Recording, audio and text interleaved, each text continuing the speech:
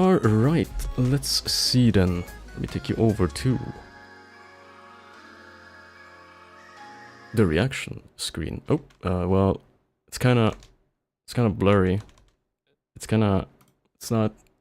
Oh, this is not as intended. No. Okay, there we go. I just gotta make sure that my Twitch stream is fine and doesn't crash. Yes, that's very good. It's a good boy. Right, I'm still trying out this whole 2K streaming thing, and I don't know. I just don't know whether it works or not, but apparently it works. Anyway. Let's get into it. So this basically, I think this is a supercut of the 3 lectures that he gave, and all of them have to do with streaming, or like how to be a streamer, which perfectly applies here, so we have lots to learn today. A recent survey shows that the most sought-after job for Gen Z is to become a YouTuber or streamer. I have no idea whether he lies here or not, but either way, it's kind of funny. That it's not like, oh, it's an astronaut, not doctor. Nope, it's streamer. And although the world would be a better place if more people wanted to become electricians, nurses, or teachers, I know a little bit about what it takes to become a streamer. Veggie, hi, welcome in. Welcome to React Slub Sunday on Friday. React Slubs Friday, as Alma has put it so nicely. React Slub Friday would maybe go. You know, for Schaddn. Oh yeah. Before I forget, I updated the About Me page on Twitch because it was sorely lacking before, and it basically, and I still had the little sponsor banner thing, which was a terrible idea all in all. I removed it finally. I didn't forget, and instead added a schmug. Yes, as a test, we have a schmug. Half the proceeds will go to NAB if there are any. But yeah. Happy to have you here. See, I've been one for the last 10 years. And in that time, I became Streamer of the Year, Content Creator of the Year, and had the most subs anyone has ever had. I've also fallen off in that time. But 31 years old now, I know exactly. You know, I'd hoped he would be older, but he's 31. Well, we still have a long way to go here on Schaddn Entertainment. What you need to do if you want to become as successful or even more successful than I've ever been. I would like to. I got a few tricks for you, tips, things that if you follow, there's a chance you'll succeed. I can't guarantee it because it comes down to your ability to connect with others, but I was the Professor of the Year at Streamer U and taught 4 different classes. I just want to say, I find it really funny because he was planning on being Professor of the Year. So he did go into it with a plan, right? So this is not out of nowhere. Yeah, no, this video also like applies perfectly what he teaches, right? Where he gives like a concise intro of what's to come, and then actually goes to deliver on it. That I've condensed into one video. It's my masterclass. It's basically all the knowledge that I've accumulated. I hope you enjoy it. If you For do, free. subscribe, and maybe I'll think about making another part to it. All right, y'all. Do you hear my voice clap once? Do you hear my voice clap twice? Yo, welcome to my course today. It's called How to Get Lucky. I realize this has a bit of a sexual innuendo. It is not sexual, but just a teeny tiny bit. To be a successful streamer, you need to get lucky. I think every streamer has had a moment they can refer to where they got lucky. Has everyone had that? I don't know. Oh, that reminds me of that one time where I got like 10k followers out of nowhere. When I got botted on Twitch for no reason. To this day, I still wonder why I got botted. Did someone, like, I don't believe that anyone tried to, like, you know, get me removed off the platform. Sorry for tapping out, I'm just gonna adjust my model a little bit. But you know, I don't think that there's, I still don't know why. But it was funny, and I was a little bit scared, so it was the opposite of lucky. Anyway, let's see how to get lucky, because I feel like Lud will tell us how to engineer such a moment. But it's about capitalizing on that luck. Being prepared for when that luck strikes, all right? So here it is. This is my first question I had for y'all. Did anyone have a thought on it? Please. I don't think it's like a grand factor of becoming successful, but I do think in order to be successful, you have to have that mindset of like, oh, I want to be successful, and that's the drive. As long as you have your eyes on the goal, Yeah. Your drive is unstoppable. I do agree with this viewpoint where you gotta have the appropriate mindset to it. Streamers and YouTubers are a special breed. I feel like I'm not one of those. I don't feel like I'm part of the club because I'm lazy as shit, as some of you know. If I weren't as lazy, I think things would be going better. But I am. So yeah, sometimes I'm missing the necessary drive, I feel like, especially for the second channel, which kind of needs not really more investment, but you know, some love sometimes would be nice. Well, I do think that's the first step to being successful, you know what I'm saying? But then on top of that, I think, you know, hard work, discipline, all this stuff, if you don't have that, I don't think you'll be so successful at all. You know? Yeah, I think you guys are nailing it on the head. I don't think we got to go more because it is absolutely true that belief alone is not enough. Unfortunately. It would be nice if it were. What you need is belief, but you also need all those other factors. The most important thing I want you to take away from this class is that you need to be delusional.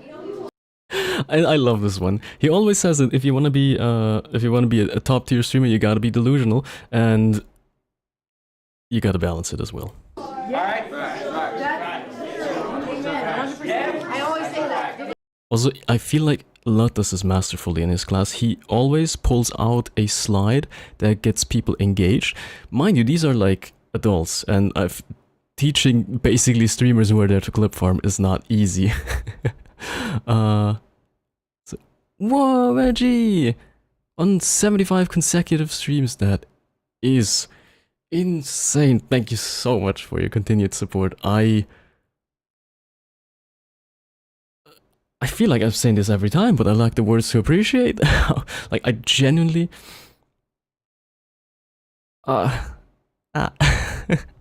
Thank you. It's always a pleasure to have you here. Schaddn broke. What can I say? Sorry, what was I on about? Let me rewind a little bit and then All right? I always say that. I feel the happy molecules run to my brain. Yeah. It made me really happy. Sometimes I don't believe in myself, and then I come here to stream, and I get to see you guys, and then I feel like, okay, maybe I can do this. Delusional. And we're gonna learn here on how to properly do it. Are already amazing at this. All right, you were all delusional enough to have applied to Streamer U and thought that you would get picked to get in. You are all delusional enough to be hitting the go live button, which is... Oh, right, yeah, there was like a selection process, because of course they couldn't just pick random people for Streamer U. And you gotta have the confidence to say, yeah, no, I'm surely Kaisana would choose me for this. in it of itself an act of ego, right? People should be watching me, not other people. So you're a little delusional in that sense. It is a perfect thing if you're going to be a successful streamer. You have to be delusional. It's not a teachable skill. That is a skill that you either have intrinsically, maybe confidence you grew up with. So I think you can teach it a little bit, right? I wouldn't say First of all, I would say I'm delusional, because I'm genuinely trying. But second of all, I don't think I was like as delusional like a few years back. I would say a few years back maybe I would have said no, this isn't possible. No, actually no. Maybe he's right. If I didn't think it was possible to like make Schaddn Entertainment into something, I wouldn't be here, right? So I've always had this shit. Play a gacha game, you'll become delusional fast. Speaking of, Holodori came out, I believe. Not sure if on Steam, but definitely on mobile, and I'm not sure if here in the EU. But I've been seeing Hololive Dreams, the rhythm gacha game, come out, and it's kind of funny because I think you need good characters to get high scores, something like that. So it's kind of pay to win, but also it's just funny to have like a rhythm gacha game from Hololive. Yes, it did. Steam and mobile. Alright. And also I saw Gigi play it a little bit and she's cracked at it. I have no idea how... Gigi Murn is cracked at rhythm games. Actually, like, insane. The stuff that she pulls, but also when she doesn't manage to do it, like she misses one button and immediately goes to retry because she's like out of it and would just immediately fail. Just, oh my god, I just saw in the chat, which I'm covering, unfortunately, Delulu is Solulu. Delusion is the solution. Right. Congratulations, you all have that, and I have some more congratulations for you. I got some good news for you all today. Wow. And all right, the class is called How to Get Lucky. A little background for y'all. Still the innuendo, how to get lucky. You can't control when, but you can control if. All of this is gold. You've played multiple rhythm games, but those kinds are horrible to you. Yeah, I wish I was better at them, I feel like. And I think if you play lots of rhythm games, you can discover like cool music sometimes. I think I'm thinking of Toho here mostly, which I don't know much about. I just know that, well, it's not a rhythm game, but it's like like a horde? No, not a horde shooter, but like one of those, you know, 2D bullet hell kind of thingies, where the music is basically just crazy good.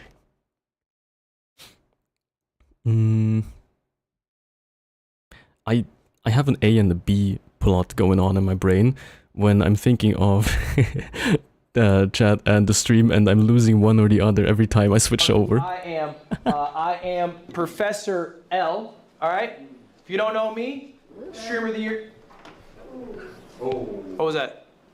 That was Bonnie right there. So uncalled for. Extremely uncalled for. To this day, I've seen this scene a few times. I don't know what happened there. There's lots of bangers. If you may say one of your favorites, it's gonna be Adafai, A Dance of Fire and Ice. Never heard of this one. It shall go on the list. If you find good Toho songs... Oh, also, sorry. This is anything but a Ludwig reaction stream at this point. It's just chatting, which I'm fine with. I'm happy to do this for my final stream. I've been... I don't know if I put those into the Discord, but like Stack makes covers of Toho songs, but then she sings, and she has such an interesting voice. I've never been exposed to Toho except for like through Stack, and I didn't know that those were Toho songs. But her covers are so good. She has such, like, it's... When you think of a good voice for singing, you think of a beautiful voice, right? She has anything but. It's not, in the traditional sense, a beautiful voice, but she uses the special quality that her voice has to, like, its maximum potential. And it's so recognizable when you have a Stack vocal, she's called Stack, on a track. It's actually crazy how recognizable it is. And it's also crazy that she's not more known because I mean, I guess the tone quality isn't as marketable as a normal pop voice, but still, it's so unique. That was Bonnie right there. So uncalled for. Extremely uncalled for. No, chat was saying loser. I was like, loser? What are you talking Bonnie, about? everyone gets one? Two, you're out. Professor L, Streamer of the Year 2021. Bonnie, do you have one? Ooh. Ooh. Content Creator of the Year 2022. You got one? Ooh. Okay, that's what I thought. Kind of funny. I saw like a stream, another clip. I did actually watch the one. The title of this and the YouTube, like the title on Twitch and YouTube is not clickbait. I actually accidentally became a Ludwig fan in the process of watching a streamer use stuff. He wanted to make this bit, he didn't know when he could use it. But like do you have one? Do you have one? Apparently it's from a basketball player that he likes. Top 50 Super Smash Brothers player. I'm a Red Bull athlete. 6th most sub streamer all time. Engaged to a bad bitch. Fluent Chinese, Japanese, other languages. And I'm 31 years old. I'm probably... Show of hands, anyone older than me in this room? There we go. I got great news for you all. These are important facts. Keep in mind. 92% of streamers do not go live a second time. This one surprised me. This one genuinely surprised me. And I'll never get tired of hearing it. Like, if you do it once, you've already set up everything. You just need to hit the button, like, again. You know? Like, my gears in my brain are churning. But everybody knows that usually the first stream will not really get any traction. Like, it won't get any traction if you don't go live somewhere where you can get some eyes on you. For example, if you remember, this is quite a while ago as well, again, the From the Depths streams weirdly attracted a bunch of people out of nowhere where I didn't know where they came from, but those guys are just the ones that really like From the Depths and are following the game From the Depths on Twitch. And because nobody else was playing it, they got a notif that I just went live there with playing it. And I feel like, I mean, I guess it's a lot of thought to put into your first stream. But if you do that, like, there's no way that you have 0 viewers and are disappointed and then never do it again, right? Maybe it also plays into the delusional aspect from before where you need to have the drive and say, alright, it's been 0 viewers, fuck it, I'll do it again. Which... I mean, yeah, I guess sometimes you have to.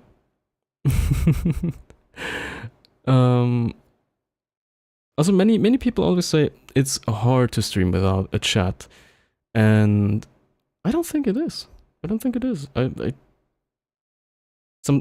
Sometimes I feel like it's harder to stream if you have a very, very, very active chat because you're losing track of what everyone has said, right? And you can't really gather everyone's thoughts and respond to them.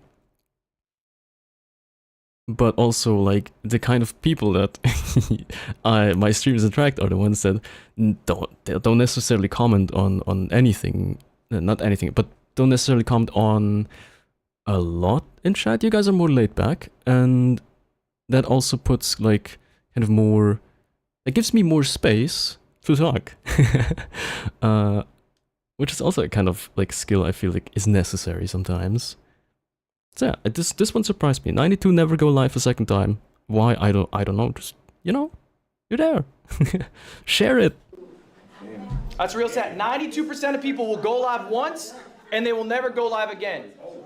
To be in the top 1%,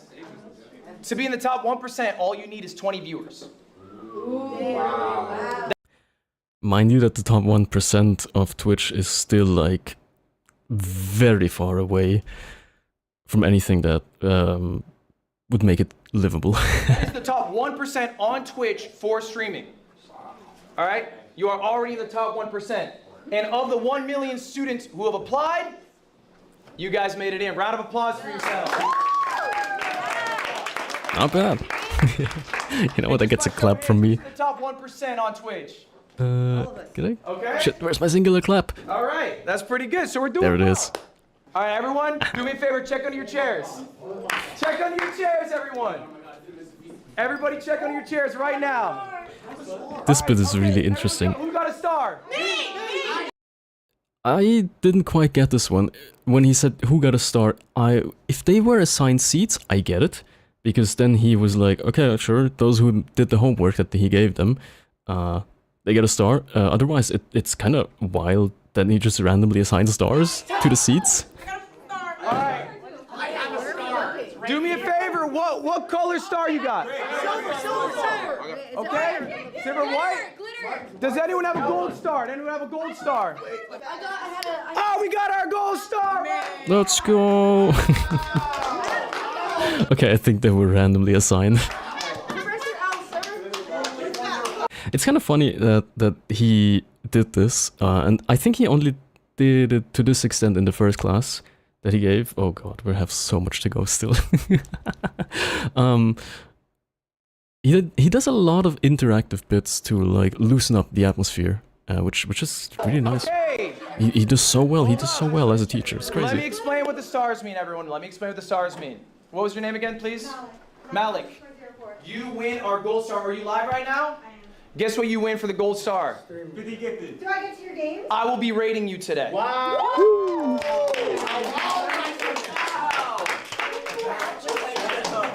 Now, guys, what did Malik do to earn that gold star? So it was assigned. Got lucky. Okay? Raise your hand if you got a white star. I got a white star. I got bad news for you. All right. It's bad news. You guys, and this is a real stat, you guys are going to leave Streamer U less successful than you came in. Huh. Wait. How's that possible? How could you leave Streamer U less successful than when you...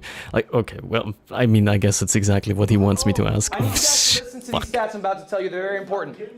Most of you guys are going to fail. Most of you in this room actively are going to fail as streamers. I did the math on last year's Streamer 2025 invites. Here's the chart. Now I'm going to break down this chart for you. It's a dumbbell chart. Wow, that's too much for me. These black dots are where they were at before Streamer U 2025. April 20. Oh no, I saw a lot of red bars. Average viewership. The red line, okay, that means they went down in viewers. The green line, they went up in viewers. I was looking at this, and I was looking for a trend basically, but there doesn't seem it doesn't seem to be related to size. Well, there is, I think, at the upper end. Like I'm really trying to get all of the worth out of this. At the upper end, wait, let me make it a little bit bigger. Still, I still gotta get the hang of quickly switching over to this plugin. But at the upper end, it all seems to be going down, which is kind of crazy. I would have thought it would be the other way around. And also at the bottom end, which you can't really see, it's, except for one person, only going to green. So they only gain viewers, and the ones at the top only lost viewers, which, that's crazy. How? You'd think it would be easier to spread your reach further if you had more to begin with. The orange dot is what their viewership is last month, okay? So these are people who they went to Streamer U, they had all that success, all that excitement, I'm about to be a fucking amazing streamer. Now their viewership, down to here, okay?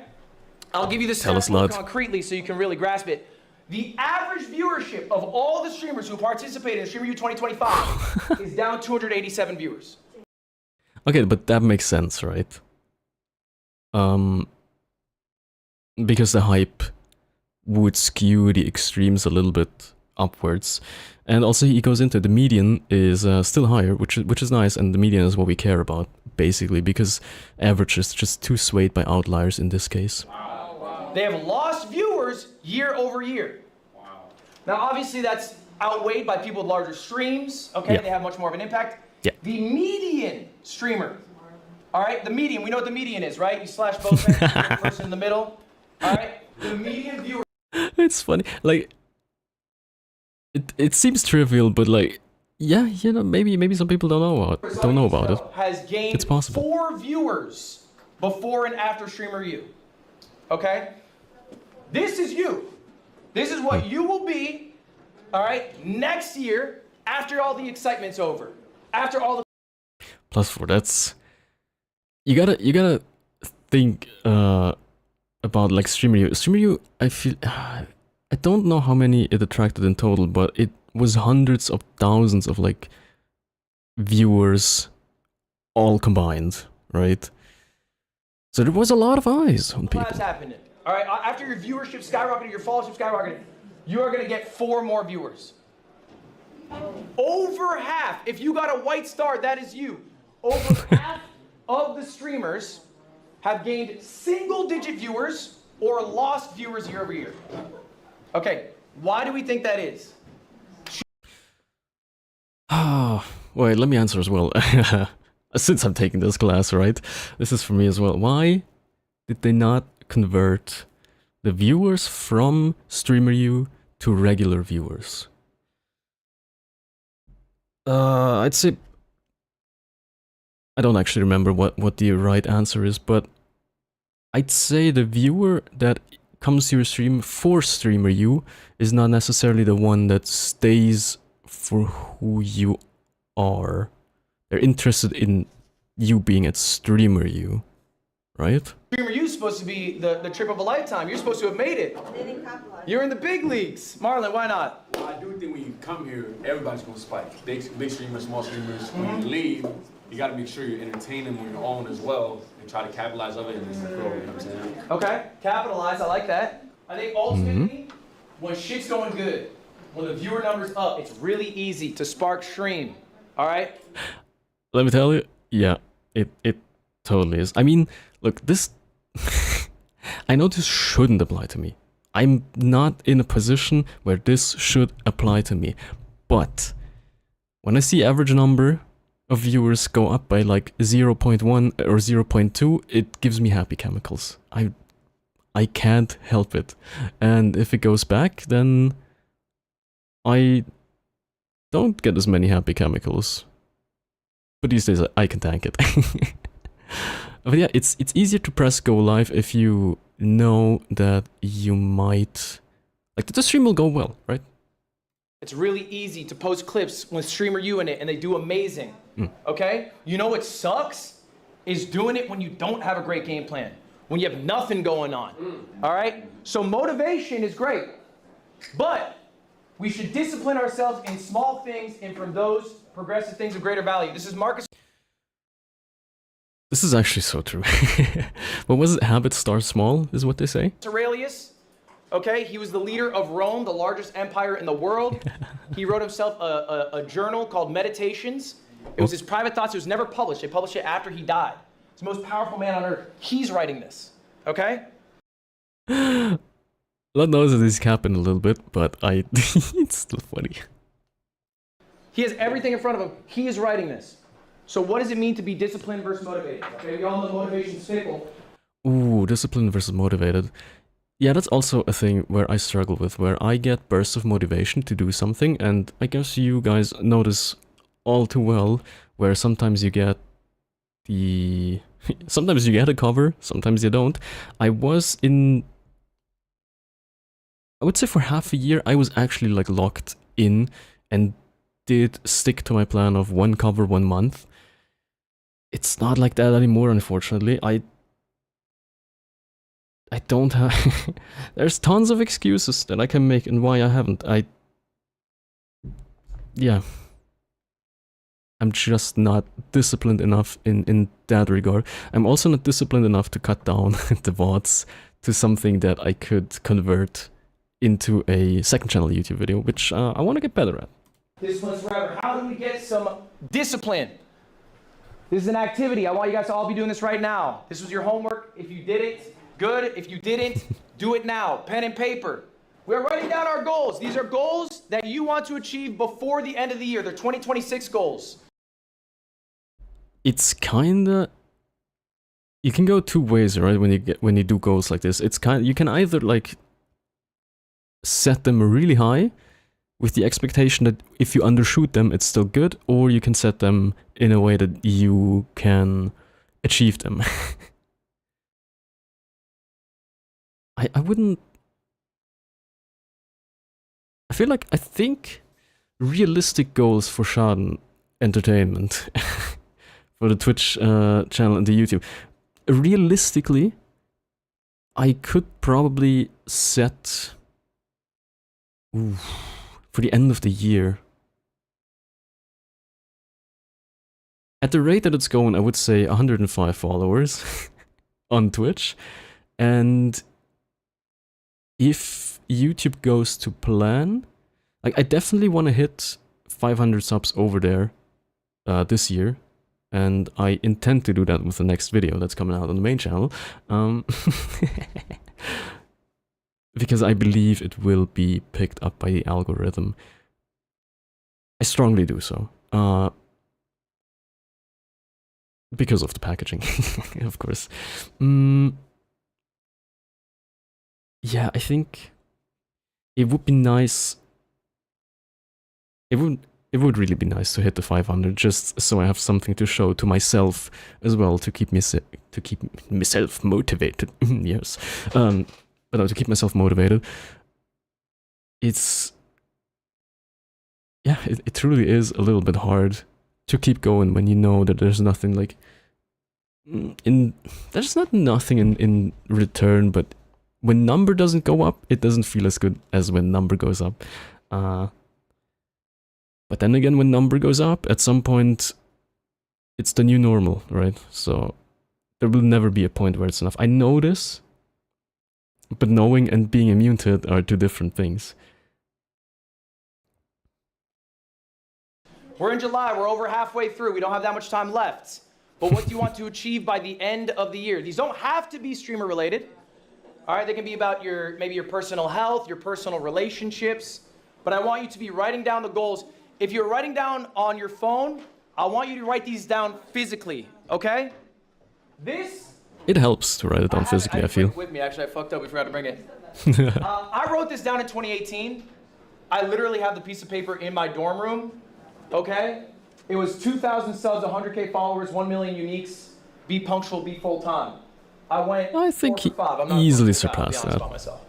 All right, I went 4 for 5, but I do believe there is some value in materializing your goals by writing them out, putting them in the universe, okay? And I want to see your goals. I'll reply to all of them. That's part of your homework today. But ultimately, motivate. That's crazy, actually. That he says he'll reply to all of them. See, this is the stuff that makes me respect him, like specifically for this class that he's given at Streamer U. He's actually giving it his all. Like genuinely, he's putting so much time into this. Is fleeting. Discipline, okay, is what will help you be a successful whatever you want to be in the future, and goals can help you be accountable. Okay, make the goals achievable, but also something that you're shooting for. Next up, we're gonna talk about schedule. All right. Yep, schedules. They help me, but they're not. I know they help me. I know I should make them. I did never get to it. This is important. When I first went full-time streaming, I did what probably a lot of you maybe do right now. I went live. When I woke up, I went to bed. When I was tired, I woke up whenever I woke up. And I sort of did that on repeat, but you probably have recognized, maybe some of you who have started full-time streaming from a regular job. That's actually... Oh, he's calling me out so bad right now with this, because that is what I do at the moment. I do just wake up whenever, and I always say, oh, it's just because it's my holidays. It really shouldn't be, right? Schedule kind of helps. Yes. It helps make sure you wake up at similar times, get similar sunlight, you eat correctly, you're working out correctly. And I don't think people think enough about streamer schedules. They just think about, when can I spark? How long can I be live?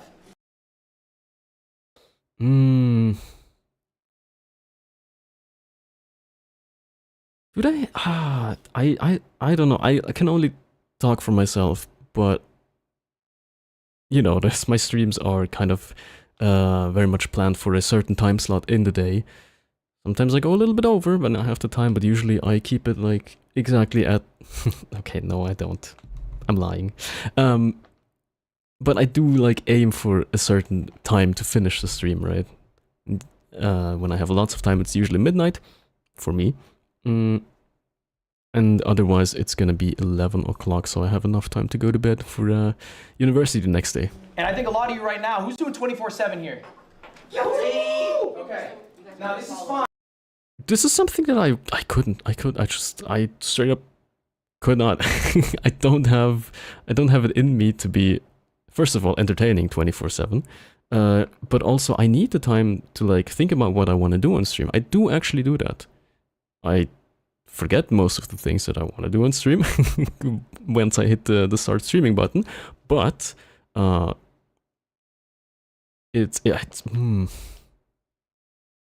Yeah.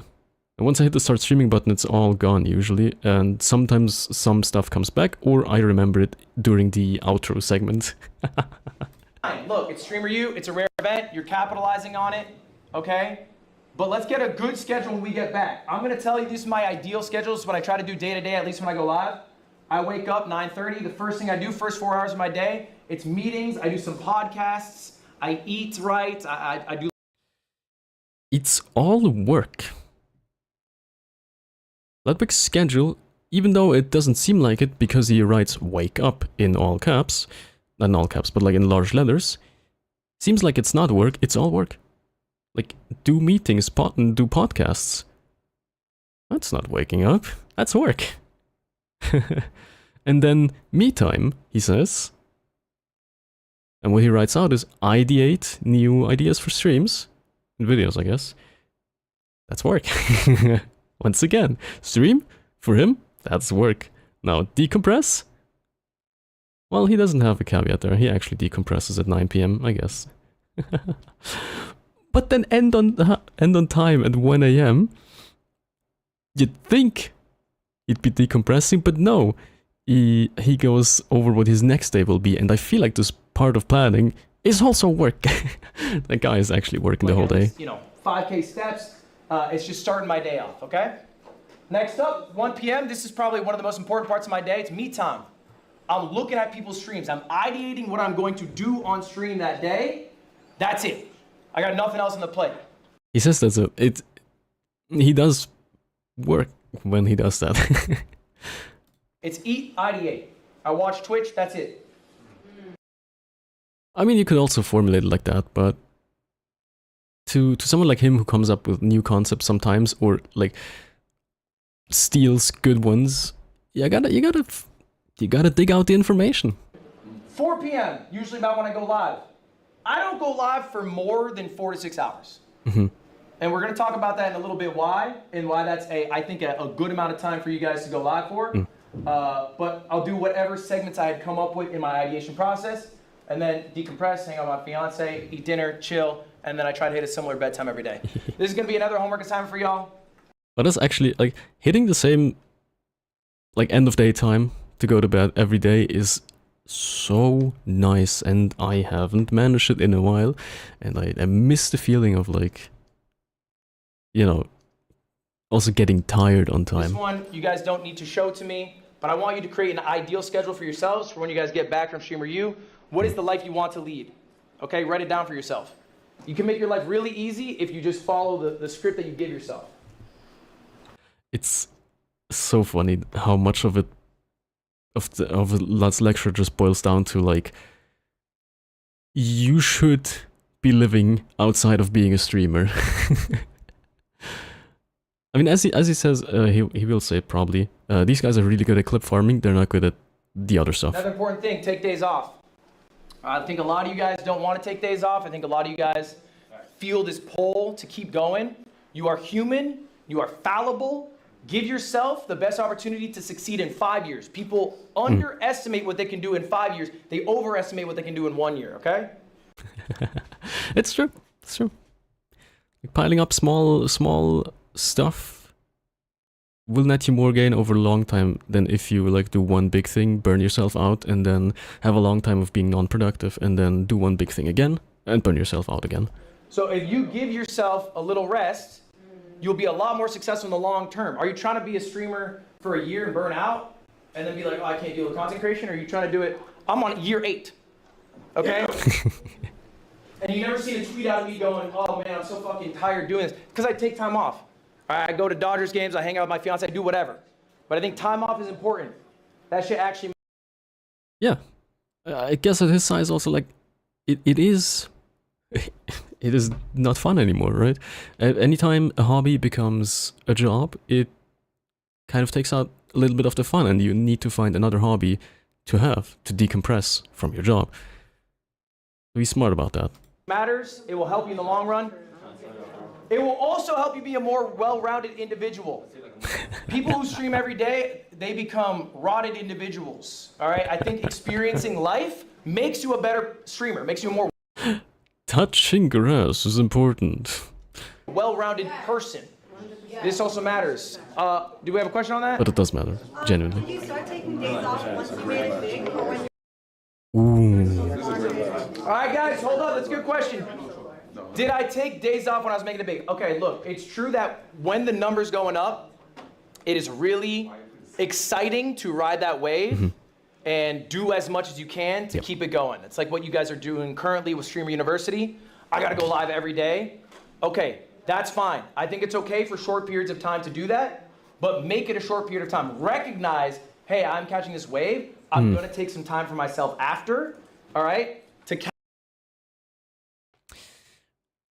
Yeah, this is kind of the opposite of what he said just a little bit earlier about the consistency and like taking the small moments. If you ride a wave, you gotta decompress after.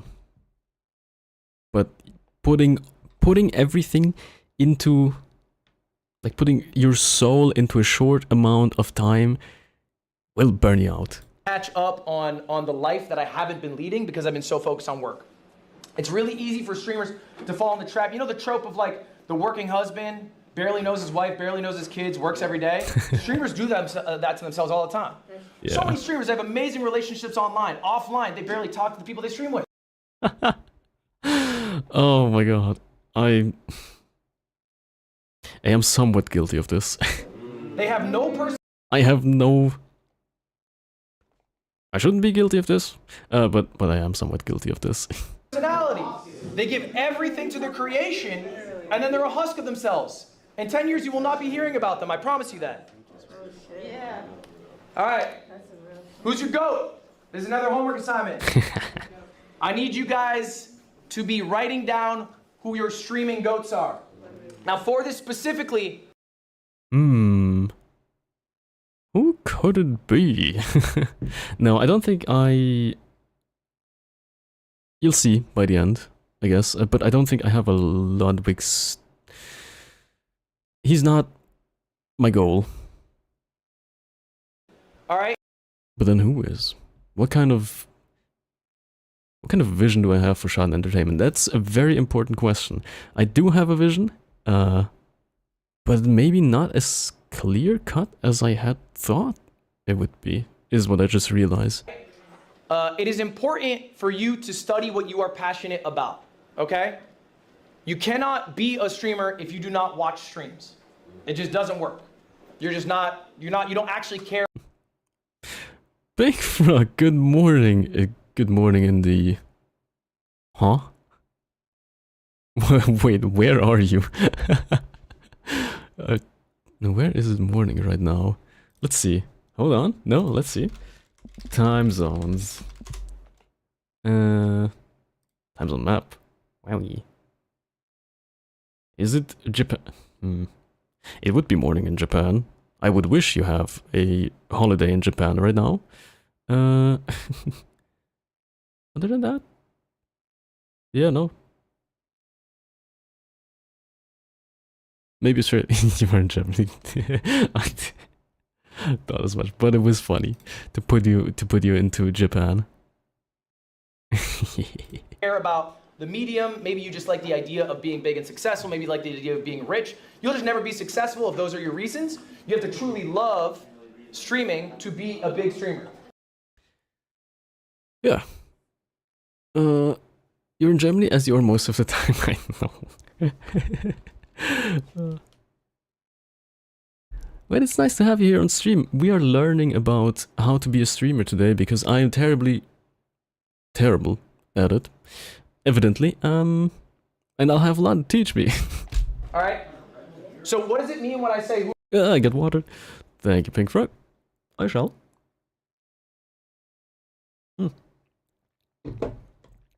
This redeem was such a good idea. I was against it at first, if you remember, because it does disrupt the stream a little bit, but for my personal health, it's a godsend. who's your GOAT? I need you to find streamers in the niche you are in. Okay? If you are doing sports, don't put down, Jeffree Star as your GOAT or whatever. Try to make it somebody who is in the same sphere as you. I am. Oh, I just realized something where I I do enjoy streaming. Right? I like interacting with you guys live because it's fun. I don't think I'll ever be a full-time streamer who only streams. If anything, I'd want the YouTube side to take off and have it split 50-50 on my attention between those two. Because I feel like that's kind of... that does satisfy both my interests. In terms of, you know, the technical aspect of streaming, I'm super into it. I love immersing myself in OBS. I love immersing myself into the tech behind a media encoder and how to get the most out of it.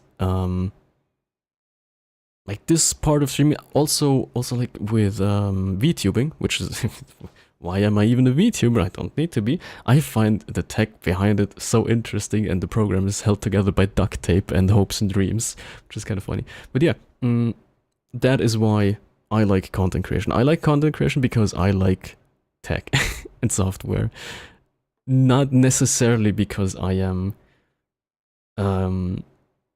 as in not in love, but like I'm not as invested in the actual production of the content or the streaming aspect as much as I am in enjoying what makes it work. All right. So for example, look, everyone knows Anthony Edwards? All right, Anthony Edwards often says he's inspired by KD. KD, talk to him in an interview, he says he's inspired by Kobe. Kobe obviously inspired by Michael Jordan. Most of you probably don't know who David Thompson is.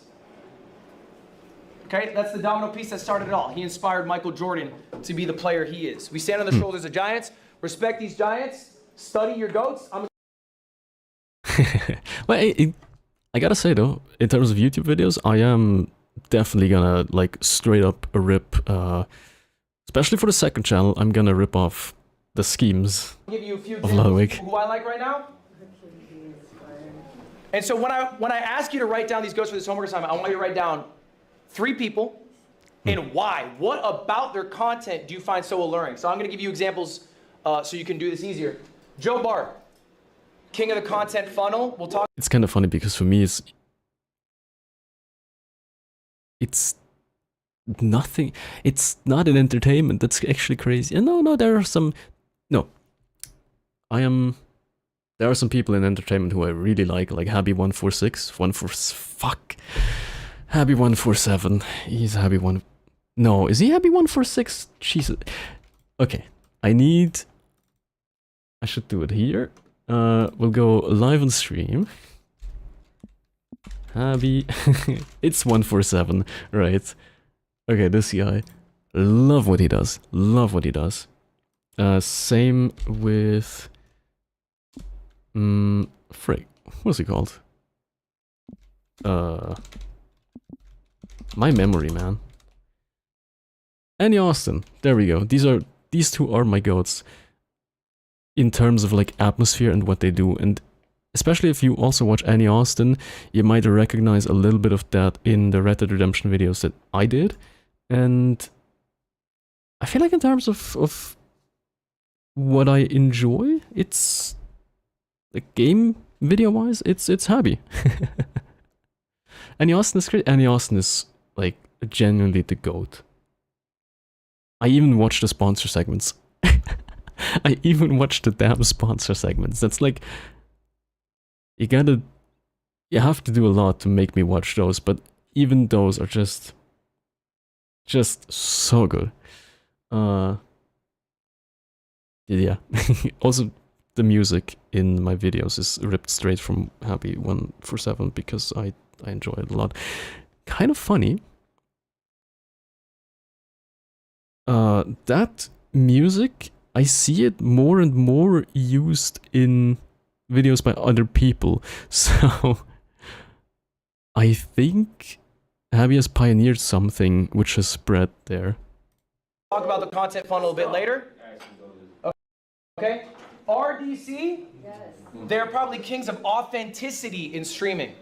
And I think authenticity is what audiences really enjoy, right?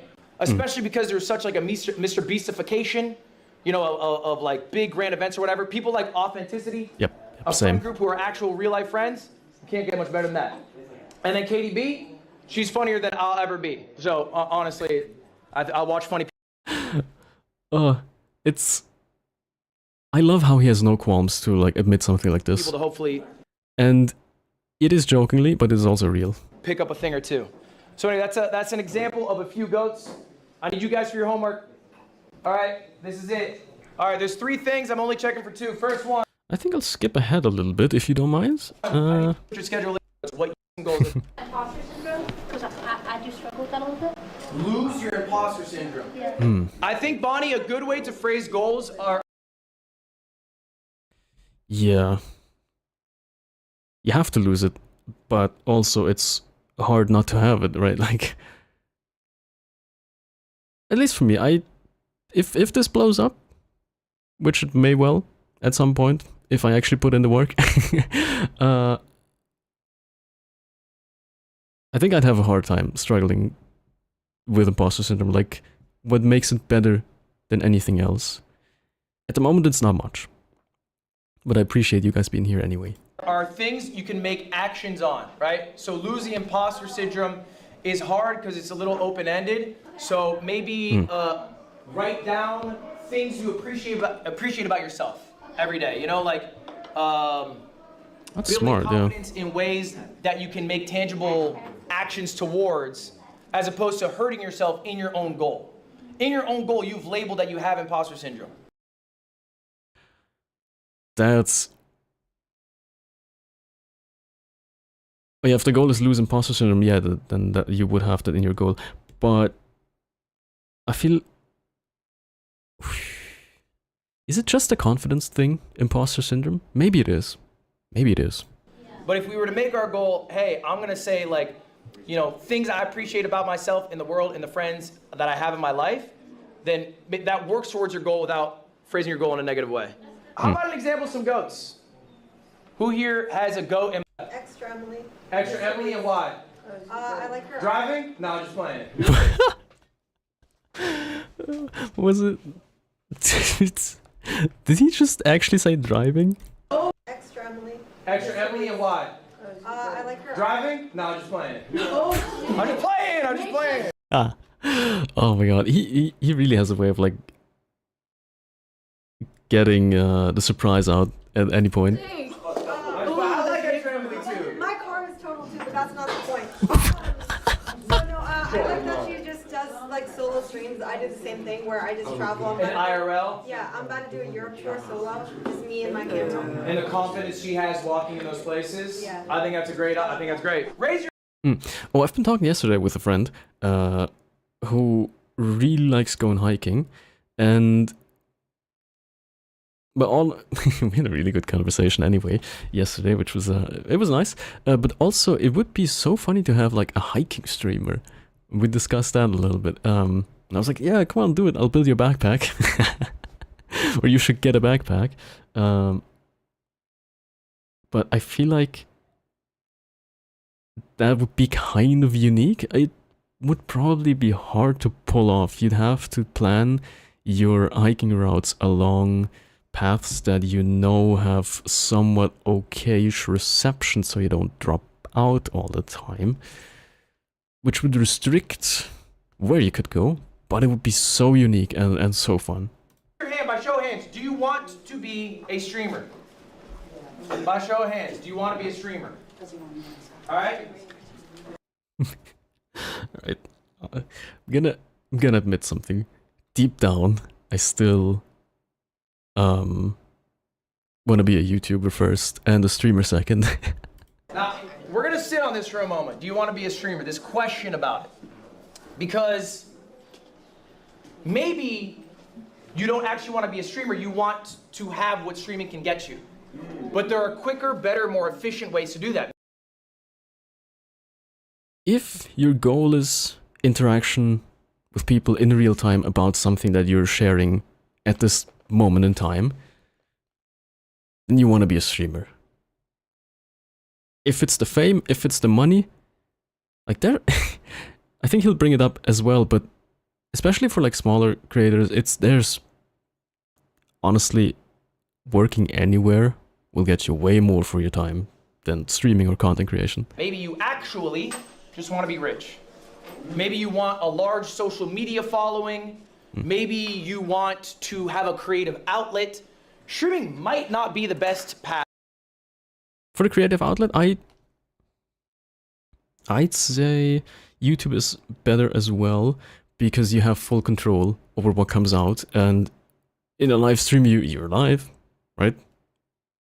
There's no control after it's in the camera. To do this. Now, I think when people talk about streamers, we talk about the big guys, talk about the Kais, we talk about the Speeds. That's awesome. That is a very small number of all streamers. That is realistically not going to be you. I have 3 examples for us today. That's true. I have a top 100 streamer in the world, I have a top 1,000 The streamer in the segment world, and I have a top 10,000 streamer in the world. is so interesting. I'm gonna show you guys all their revenue and their viewership. We're gonna pocket watch. This part was genuinely so interesting. With Mr. Number 95, guys, we were starting off, excuse me, with myself. I'm gonna show you how much money I make. I'm the 95th biggest streamer on Twitch. I also stream on YouTube, it doesn't include that, but I'm like maybe top 100, I'm somewhere in there, right? Out of, what was it, 1.6 million? I forget how many streamers there are, 6 million?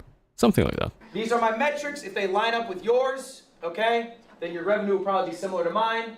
I don't stream nearly as much as some other guys. I have 9,500 subs. All right. For me specifically, okay, we're going to go through some expenses that I have. Here's my expenses. This is just the month of June. Everything here is for the month of June. Let's go. Payroll, $225,000. I was thinking about like how many employees that must be, but I gave up. Because like at this point, the company behind Ludwig is large enough that there's probably kind of some crazy wage gaps. That is for the 15 employees that I have. Next. Oh, 15. He says it. God damn it. Travel. $55,000. That's a higher number than normal. I ran an event. I had to fly a bunch of streamers out. That's that travel expense. Next up, events. That is the production of the event. Nice. Nice. Next, marketing. Again, similar. This surprised me. This actually surprised me. Like, compared to events and travel, the marketing is only 10K. I mean, I guess social media doesn't work like traditional product. Yeah, I mean, is the content a product? Let's pretend that the content is a product. It's surprising to me that this little money in comparison goes into the marketing. For the event, it's another $10,000. And it's for the event, yeah. Okay, I mean, I guess for the event that he ran, you could do actual real offline marketing because that's in person. Final total for the month of June is just the expenses, what I spent, $359,000. If I had a monthly bill like that, I'd be so stressed. Because this relies on him, this whole operation. Wow. This was just for the month of June, yes. All right, now's the fun part, guys. How much does he make? How much do you get to make? How much do you get to make, y'all? All right, this was the event that I did, by the way. That's why some of the costs were higher. The payroll's normal. I did an event called MCSR Ranked. World Championships is a Minecraft speedrunning event. I think it was pretty cool. Let's talk about how much I made. How did I pay for all of that? Well, good news for me. Merch sales.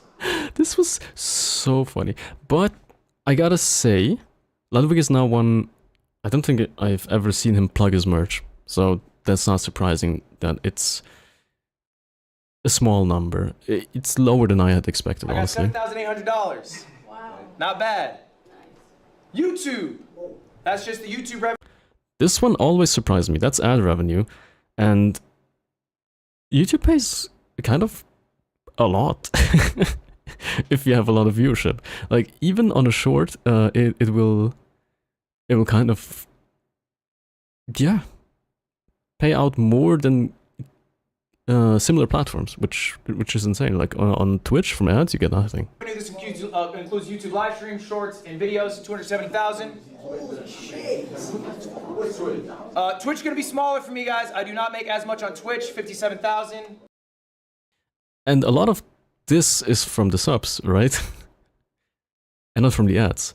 Like, do you see what I mean with the difference in you know, money that you can make on both platforms, despite being active in a similar way? Ludwig is very active on Twitch, right? But also very active on YouTube to a similar degree, I would say. I only run about 6 minutes of ads an hour. I have 9,500 subs. That's about what you make for that. Speaking of ads, one starts at 5 seconds, so I'm gonna pause here, and I put this pause screen on while I close my blinds. See you in a sec.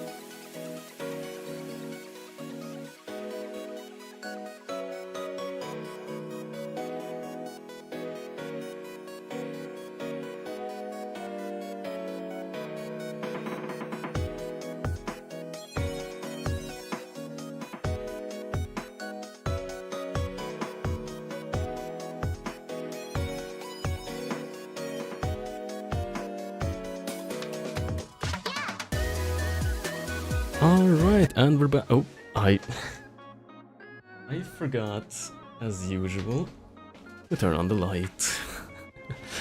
Now the tracking should be better again.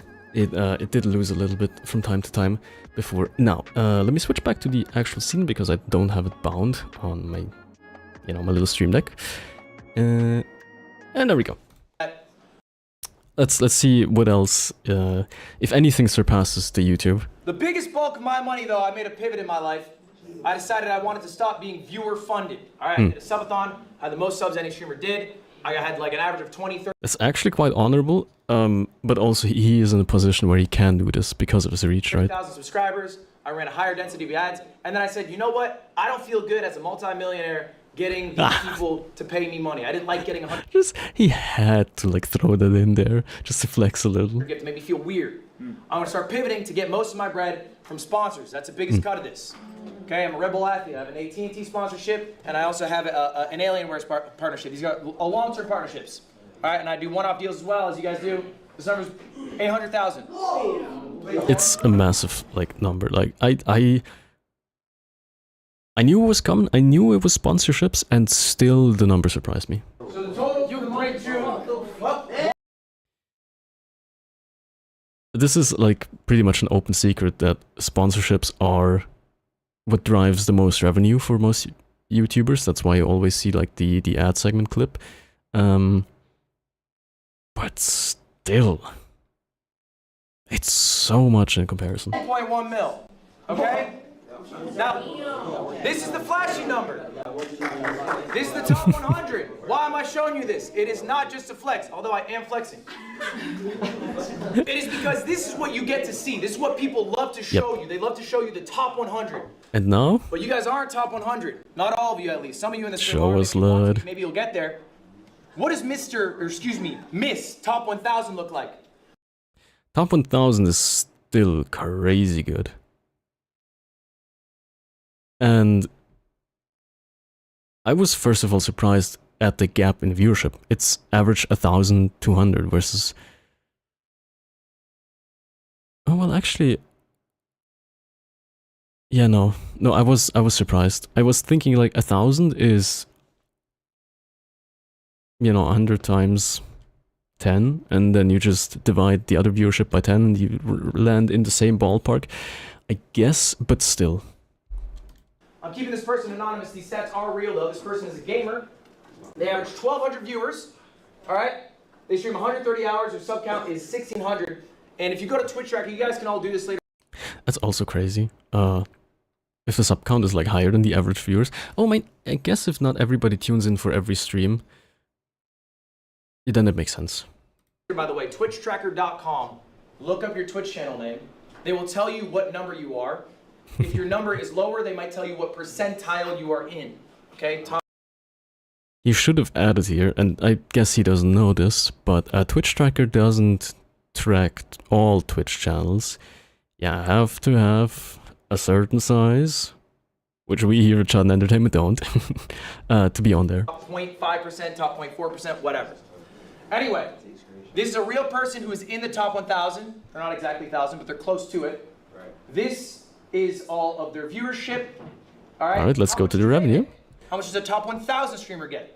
Let's see. Sponsorships, $0. How does this happen? I mean, he specifically says streamer. I feel like it's harder to get a sponsorship on a stream than on a YouTube video. Asked them why. They said they think their agency's ass. Oh, okay. I thought the person would be, you know, without an agency, but if they have an agency and no sponsorships, that's crazy. They haven't had a deal? Okay.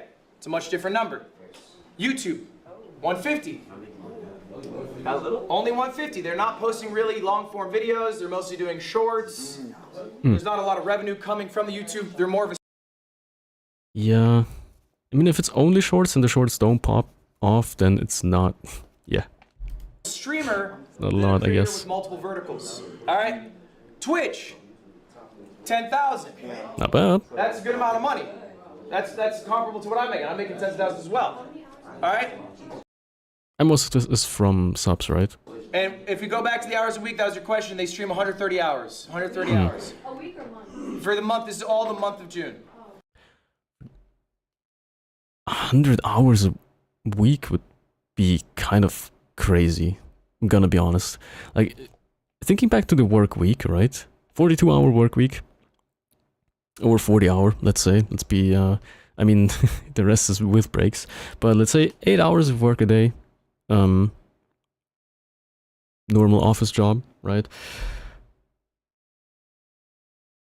If you double this, you'd be working Monday through Friday for 16 hours. And by working, I only mean streaming. You'd be, from the moment you hit the stream button until you end stream, you'd be working on it 16 hours a day. You would have to go to sleep immediately and then go live immediately as you wake up. Which, I mean, of course, if you stretch it through Sunday and Saturday as well, I guess you could, but there wouldn't be any time left. At this point, you'd be a 24/7 streamer almost, just cut out the sleeping part. And I feel like that would make for a worse stream, because you can't plan as much. So in total, this top 1,000 streamer made $10,250. That's a good amount of money, right? Yeah. You make $100K a year being a streamer. That's not bad. All right. Well, let's go one further. Let's go to top 10,000, Mr. 10,000. Still, like, for now, for me, this is still like, this would be a pipe dream come true, right? Average viewers 150, it's a lot. This streamer is a variety streamer. It's a real person. It's real stats. They average 150 viewers. Maybe some of you in this room average a similar amount. They streamed 180 hours, the most of me or Top 1000. That's their sub count. That's how It's a little bit over 40 hours a week. Yeah, that's, I guess you could do that. many years they've been doing it. All right, let's check the revenue for June. Sponsorship, 700. They actually made some effort to get a deal. That makes sense. They've been doing it 6 years. They have better relationships to get sponsors. YouTube, $0. This is a shame, I think. And he'll tell us anyway. 3,700. All right.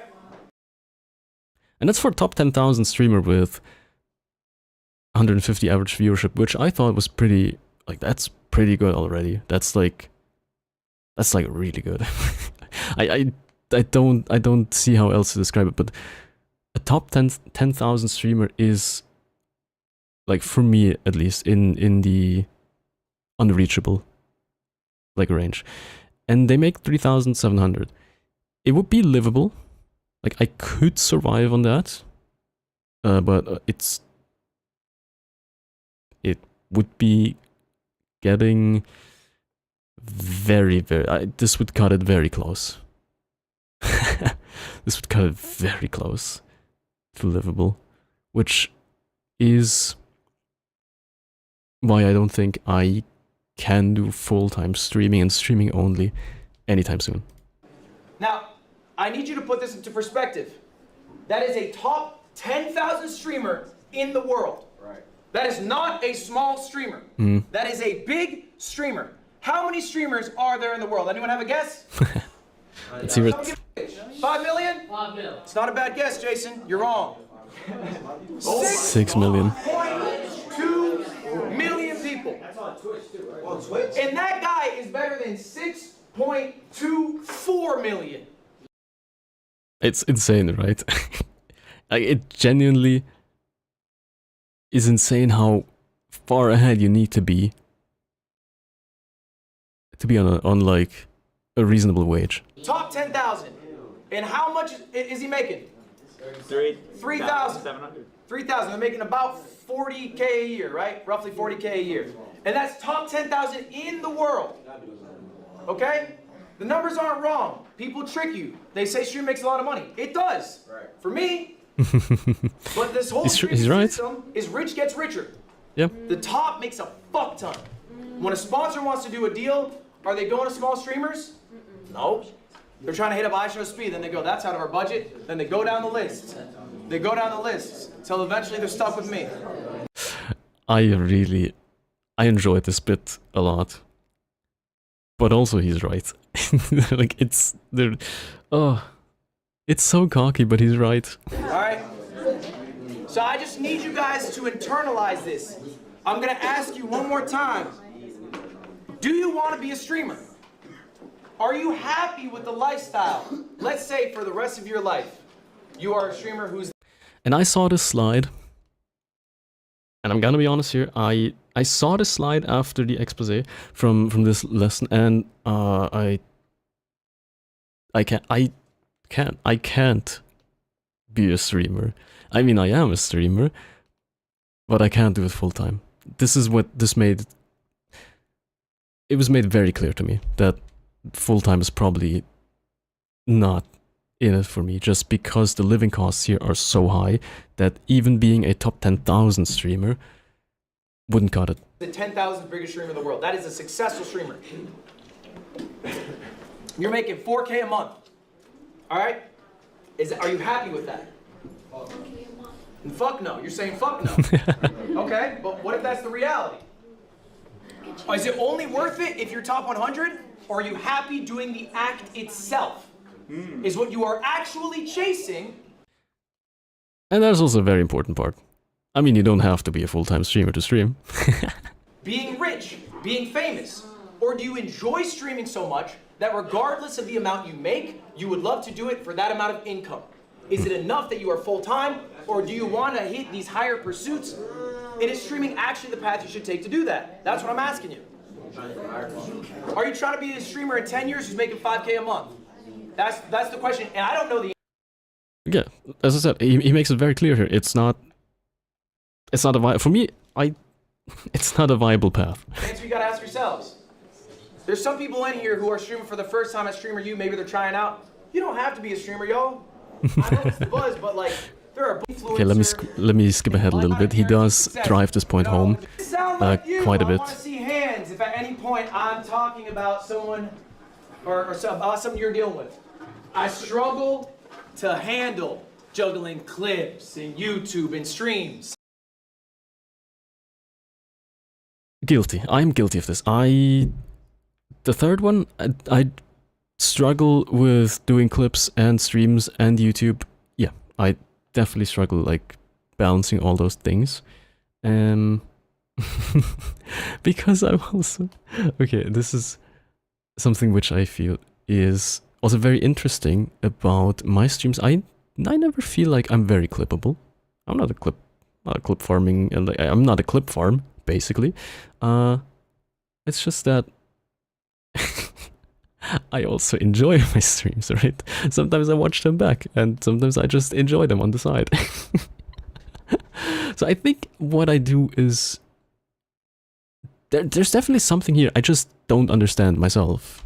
I don't understand what makes Hands up, that sounds like this like enjoyable.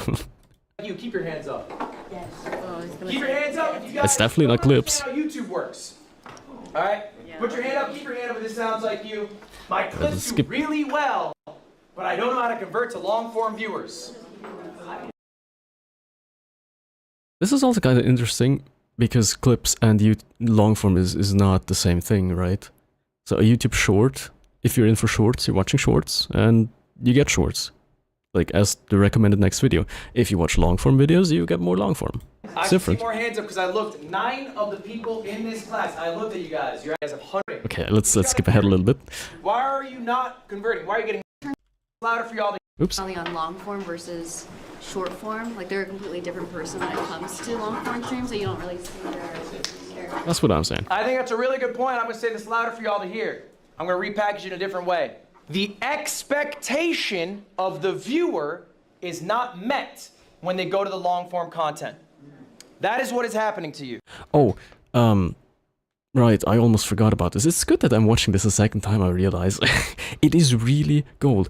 But, I took this away from, like basically from his class, that the expectations may be set differently if you consume a short and then go to the stream to expect a short. And that is ultimately what made me try on the second channel to do more shorts of stream clips, but the stream clips are not necessarily like, you know, clippable moments. It's just me going on about something for like a minute or two, because that's what's in the stream. And if you see a short like that and you think, ooh, this might be nice, then you get that in the stream as well.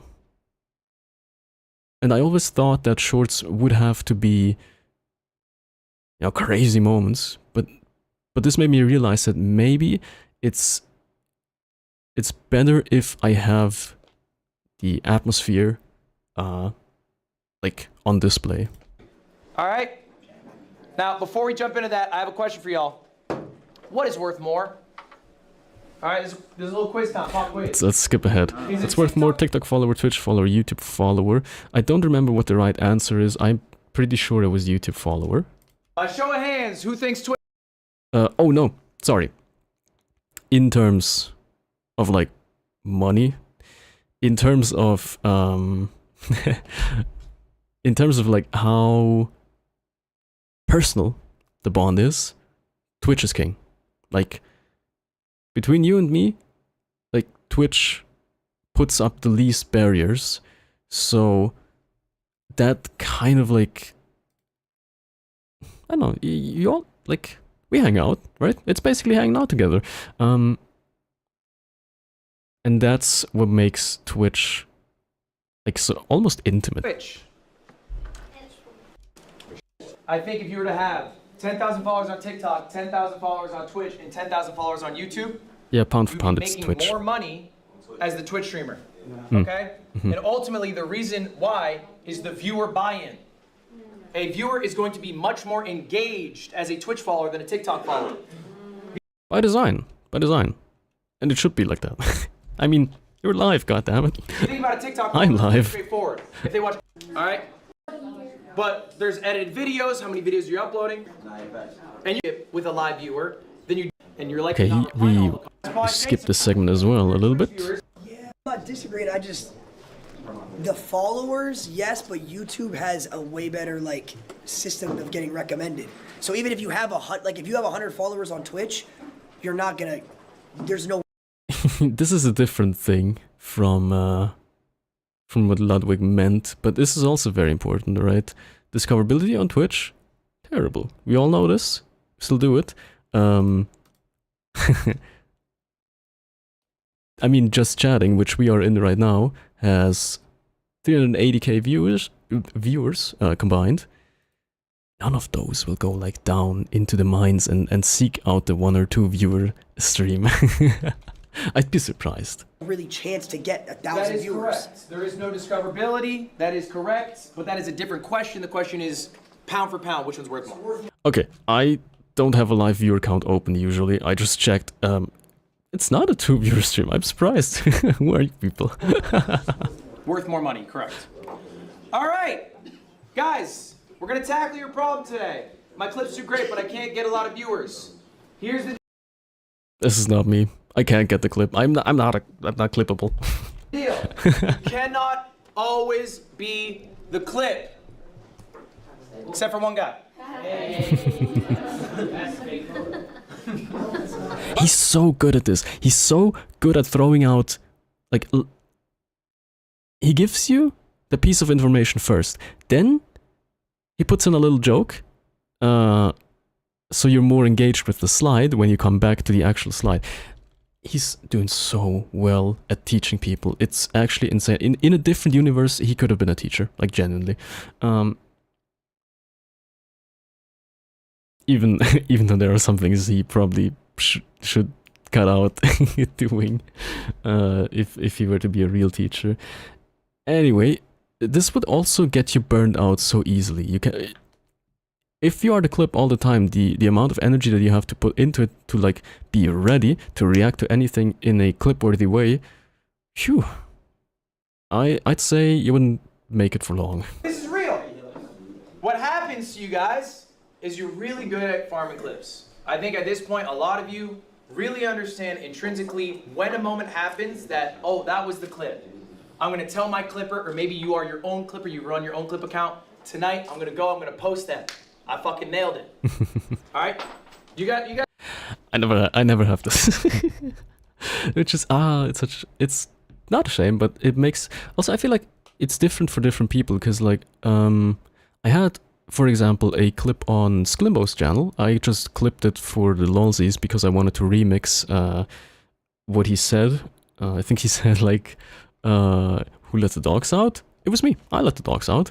And I kind of had the intention of remixing that with the actual, you know, who let the dogs out. It was a silly clip. There was nothing in it. He apparently sent it to his editor and they made an actual little short out of it, which I found not funny, but interesting. You guys feel pretty good about that at this point, I imagine. You probably know exactly, you might even be able to set up these moments. The issue is, you get that clip, how long is that in your 4-hour stream? A minute? Yeah. Seconds sometimes? All right, so then what happens? That person sees you on IG, you get an awesome clip, they go to your stream. He mentions Instagram here. I wasn't aware that Instagram is such a massive platform because I've genuinely distanced myself from Instagram so much.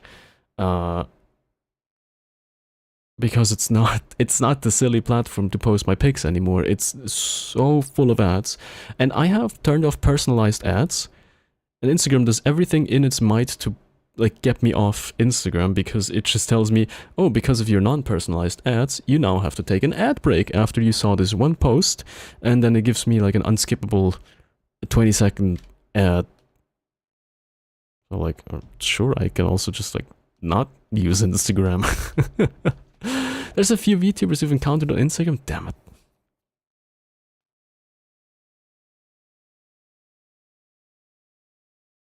Should we make a Schaddn Shinstagram? I mean, to be fair, I realized that when I make shorts for Schaddn Assorted, which is my second channel where the slop goes on to, I might as well post those to Instagram. Yeah, maybe I should. I'll do it after the break. And what are you doing? Are you farming a clip at every moment? Exactly. No, you're a person. All right? We're not always exciting. He says it, but you know what happened at Streamer U. I mean, you don't know. I also don't know everything because frankly, I also don't want to know. Yeah, you saw my face. I know. We're not always on. I know I'm not. Okay, there are people who are. There are people who have balanced energy. iShowSpeed has insane energy. Literally every second of that stream, you're like, holy shit, how is he still going? I can't do that. I'm a limited quantity guy. And then I need to go take a bath. That's He's so real for that. I completely forgot that I had the Instagram. I can't just. It slipped my mind. I did everything else to. Like everything else was not associated with Schaddn, but the Instagram I forgot. I mean, it was private anyway, so you only see like the profile picture, but still. And it's also very low quality, which is kind of funny and outdated as shit. But yeah, I doxed myself there, and I was happy that it was only you. me. I'm honest with myself. I know my strength. Like out of everyone who could have found it, I'm happy that it was you, instead of like someone else Isn't to who would like be malicious with it, right? perform in a way that will not be met when the viewer comes to see me. I have to be authentically me at all points. You need to be authentically you at all points. The person they should see in the clip. We didn't see anything when you found it? Oh, really? Am I? Am I like the... Not even a profile pic, no? Oh, do they hide the profile pic when you're not... When you're on a private profile? That's crazy. That's actually crazy. I didn't notice. Oh, maybe I haven't doxed myself. Whoops. You don't think so? What is good in a way, I guess. Whew. But yeah, I've plugged this security hole. And also, if I make a Schaddn like official Instagram, I guess this would also stop. Like if Schaddn, the original one, is more relevant to the search term than however it may be associated to my private one, then it should be fine. Let's do an Instagram channel as an Instagram account as a security measure. Should be the person that they experience in the live stream. All right? Otherwise, they're just gonna get bored and leave. You're not the clip you in every waking moment. Is that wrong?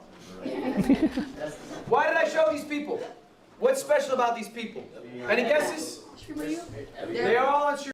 I didn't know these guys, but yeah, I mean, I'm not into streaming that much, so I'm not tuned in. Like, I'm not up to date on anything. For you, but there's something more. And I also didn't know the previous streamer you. Grown a lot lately. They've grown a lot. That's true. They're always themselves. They're always themselves. I like that. So these three are 3 of the 5 most successful streamers from last year. These are who you should aspire to be this year. All right. These people have all increased by, I'm telling you, like 5,000 average viewers. They all went. Oh my god,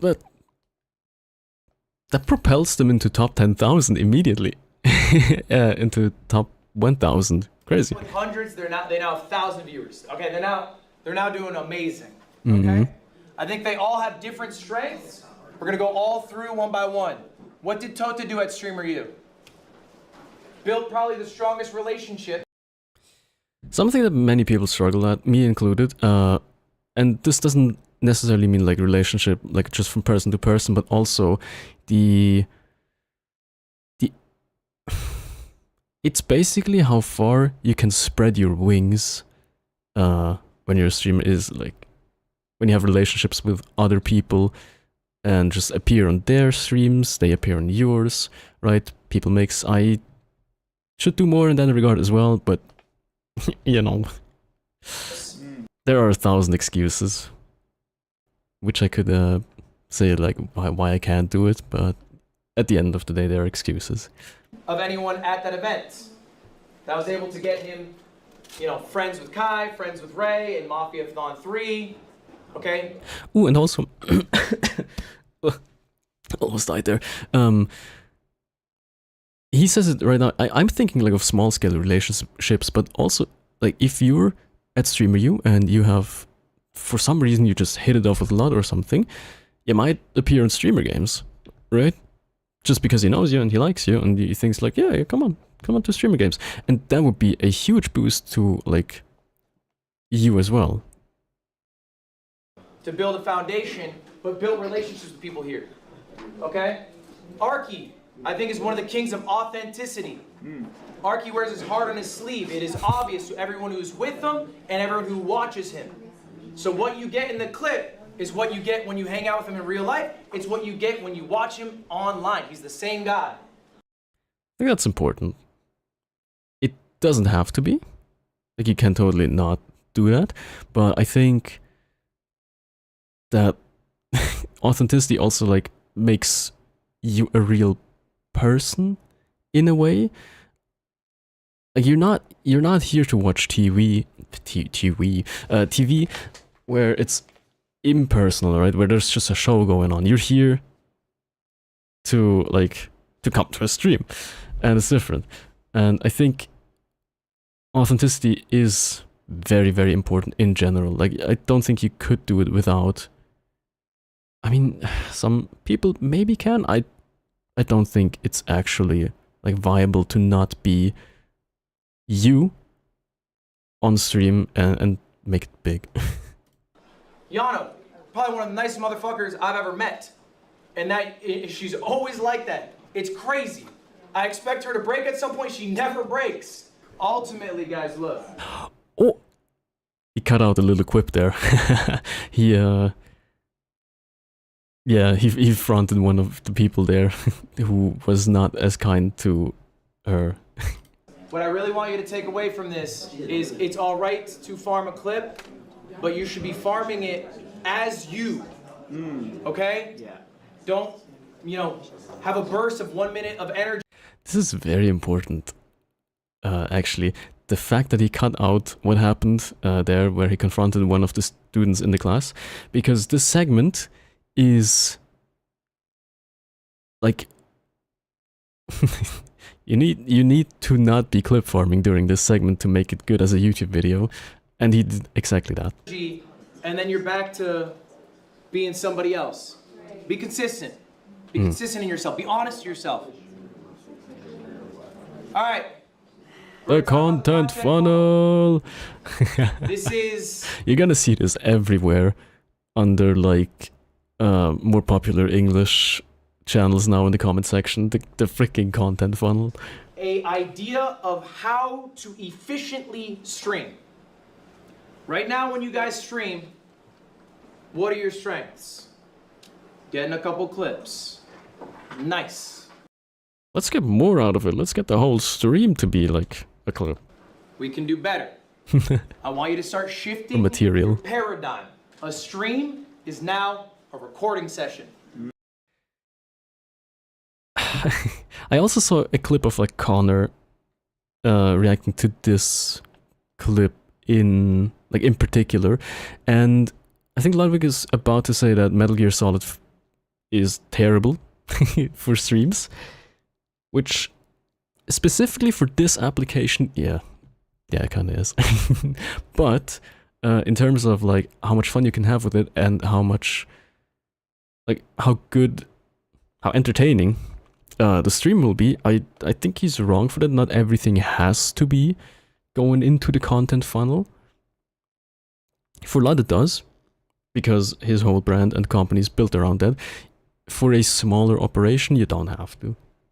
And that's why I will not be using the content funnel to its full extent.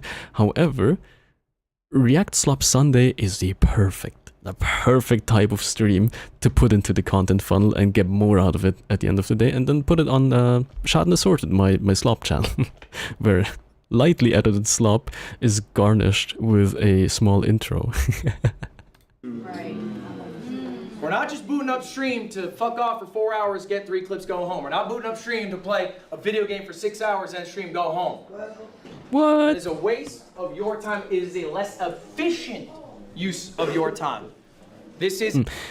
That's where I disagree. He corrected himself after he said it's a waste of your time. It's not efficient. I think you could make it efficient. I think they say the Let's Play market is dead, but not the market is dead, but like the people don't want to see Let's Plays anymore, which, you know, fine. You can still make one out of the streams if you really want to. And I think if you package it correctly, it could still be enjoyable. You just need to make it enjoyable. And I guess that's on the streamer / content creator. A recording session. What can you record in a stream? This is an example of one of my streams. This is one of my best streams. Why is it one of my best streams? What was that? Games with Friends? Oh. You had fun. No. Multiple games with friends. No, I did not have an event. The title is Games with Friends. CoffeeZilla video later. Authentic. Authentic? No. No, not authentic. Video out of it. It's crazy to me that no one made the connection to the content funnel in this segment. A video? A good video out of it. Yeah. Oh no, Stable around it. Multiple videos. From this There we one go. stream, it's 6 hours. There's 3 separate VODs. Those are just cut-ups, not edited, of the segments. All right, I came prepared with segments. 3 different edited videos. God Gamer Gauntlet, it's a challenge I do. Magic Chameleon with some... And I'm gonna say, I want to get better at this to add like the pre-planned segments. I feel like sometimes I have it down, sometimes I don't. Usually shit doesn't go to... Sorry. Usually stuff doesn't go to plan, and it doesn't work out the way I intended to, or I forget. The classic. I straight up forgot a segment, I think last React Slop Sunday, I forgot a segment that I wanted to do. I just forgot to do it. Friends, and I reacted to a CoffeeZilla video. And then I also had a couple clips out of it. Okay? That's all from one stream. That was 6 hours. I recorded all that. Just for your information here, I didn't put it in this slide. The streams, they made 5K. It's pretty good. Okay? But the all of these videos... together, they made 25K. Oh! Okay? Oh, actually 6 videos versus 1 stream. Like 4 pieces of content, he did do less on each video, but I guess because there's more of it, yeah, I mean, right, the number is higher. And you're able bigger number to get bidder. all this out of one stream if you just spend the time to plan out what you are going to do on stream. I think every streamer should be streaming in the sweet pocket of 100, 150. I think that's like the perfect zone. A month, he means here, a month. And this is reasonable, because it allows you to do the planning, and I think if you don't have an editor and do everything yourself, then 100 hours even is a little bit too much, because it does still take the... I mean, scrubbing a VOD is tedious work. I've attempted it a few times now, and God, it's actually just an office job where you go through... you just go through a timeline. You just look for stuff which could be interesting, and it's mind-numbing work. And it takes a lot of time still. It doesn't take as much as like the original recording, because you go through it at like 2x speed, right? But still, when you like try to single out a segment where you think, oh, this could be interesting, and then you cut it out and look at it separately, then you lose all the time that you made up by going in 2x speed for a little bit. You lose it all. right again. Zone 100 to 150, all right? Some of y'all need to do more. I've looked at your stream hours. Some of you guys aren't doing enough. I think some of you guys aren't sure if you want to be streamers. I think some of you guys are still exploring that. That's fine. But if you want to be a streamer, I think at least 100 is right. I think anything over 150 is a waste of your time. You're just being less efficient. Okay, why? Because you're not getting the value of each of these streams, right? Your 6 hours don't look like this. Your 6 hours, what can you show for? 4 Instagram clips? Okay. Let's How much go a did that little make? bit ahead. A little exercise right now. And this is an exercise you guys should be doing every single day. Let me say that again. This is homework today. You should be doing it every single day. I do it. Create 3 different stream ideas, one for $1, a stream idea for $1,000, and a stream idea for $100,000. I think some in the class will misunderstand and think like in terms of how much the stream will make, but this is meant as like how much do you invest in the stream? And I've been thinking about this, and I had 3 clearly in mind. I forgot.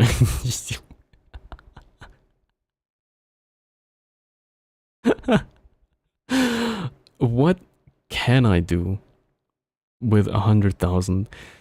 Like, I mean, the $1 is clear. It's you just go and play something that you have, and then, you know, there's a lot of things you can do for free. React Slop Sunday is a $1 stream idea. I don't have to do anything. YouTube's free. Well, I pay for YouTube, but still, YouTube's free. A $1,000 stream idea. What could we make with 1K? Less than you think. Less than you think, but I think for 1,000, I'd probably commission someone like Rhea.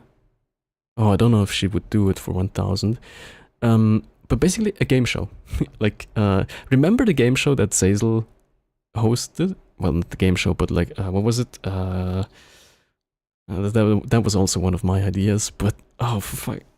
Goon Night? Goon Night! Goon Night. I call it a game show because it was formatted like one, but Goon Night, God, that's so long ago. Goon Night was such a great idea. If we could have Goon Night be commissioned and organized and like managed by an actual like professional who does events like that for other people like Rhea, that would be great. 100,000. Good night? You mean every night?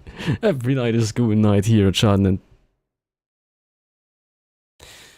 Anyway, for 100,000, it sounds like a lot. It's not as much as you think. Because it's easy then to think, oh, we can do a multi-person production.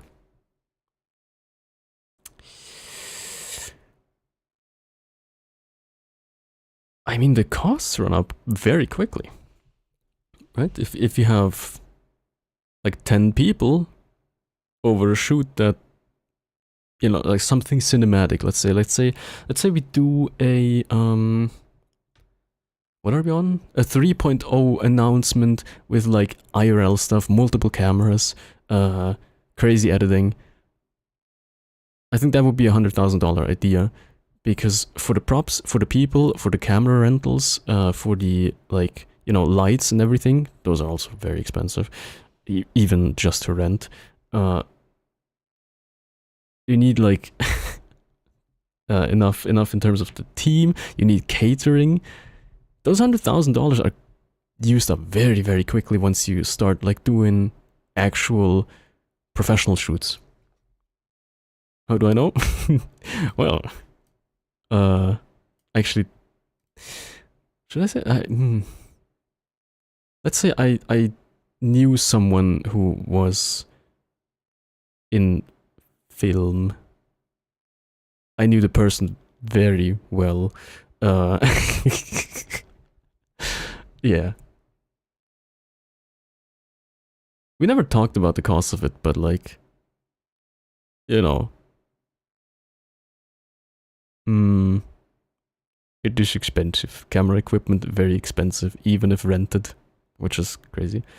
Only students get discounts, which is very nice, so you have access to like really cool cameras if you're a film student. But if you're not, then you don't get the cool student discount. Every day. I've been doing this 8 years. All right, Lud. Let's skip through the segment. Write these down. I'm sure you guys are still mulling over your idea. You should be doing again. How all right? Yeah, I want to do a boxing event on an island for 7 days.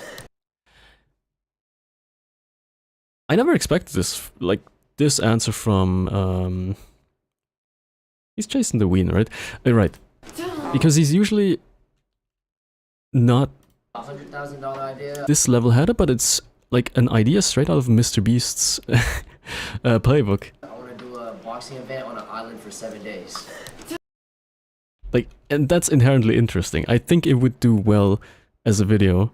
Like, you hear this idea and you're thinking, yeah, this could do. Oh, yeah. That might be closer to $500,000, but I appreciate the enthusiasm of that idea. Dad, what you got? $100,000 idea. I'm gonna do National Geographic Part 2 in Alaska.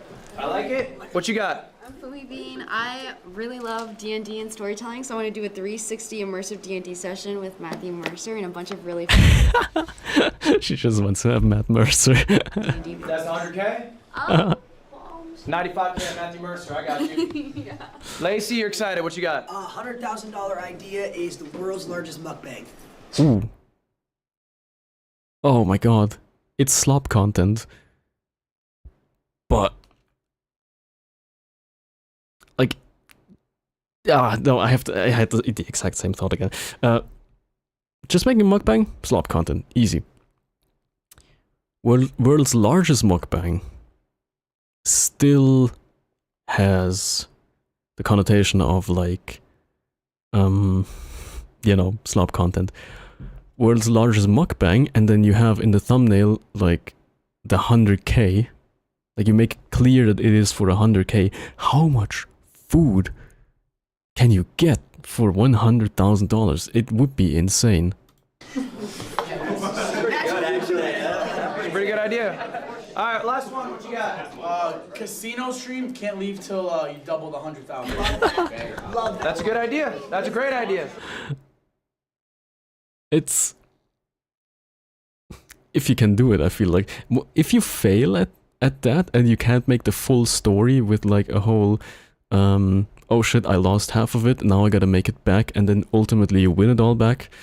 Recovery, if you can't make that, then well, you just sunk 100K. All right, guys. These are really good ideas. Okay? But... Nothing, right? I want to talk about what makes an idea good. I'm older. I've been doing this 8 years. When I stream, I'm thinking about a YouTube video. I'm not thinking about a clip. That's how people do it in modern day. I think we should all be thinking of both. I think you guys are already good at the clip. That's second nature. Let's stop thinking about it. Let's think about the thing that's more sustainable, holding long-term viewership. Oh, I wish I was thinking about the clip. I'm gonna be honest. No, I don't actually. I don't think I enjoy that type of content as much as other people might. Making a YouTube video, being authentic. Let's work on those weak points. The clip is second nature. For me, I have to do the opposite. The YouTube video is easy. How do I get a clip? I'm 30-fucking-1. I don't know what to do. He pretends like it's old. It's so funny. It's not old. That's your job. He knows it, and he knows what reaction he's gonna get. He's so good. Like, he's genuinely such a good presenter in general. Like, It takes time.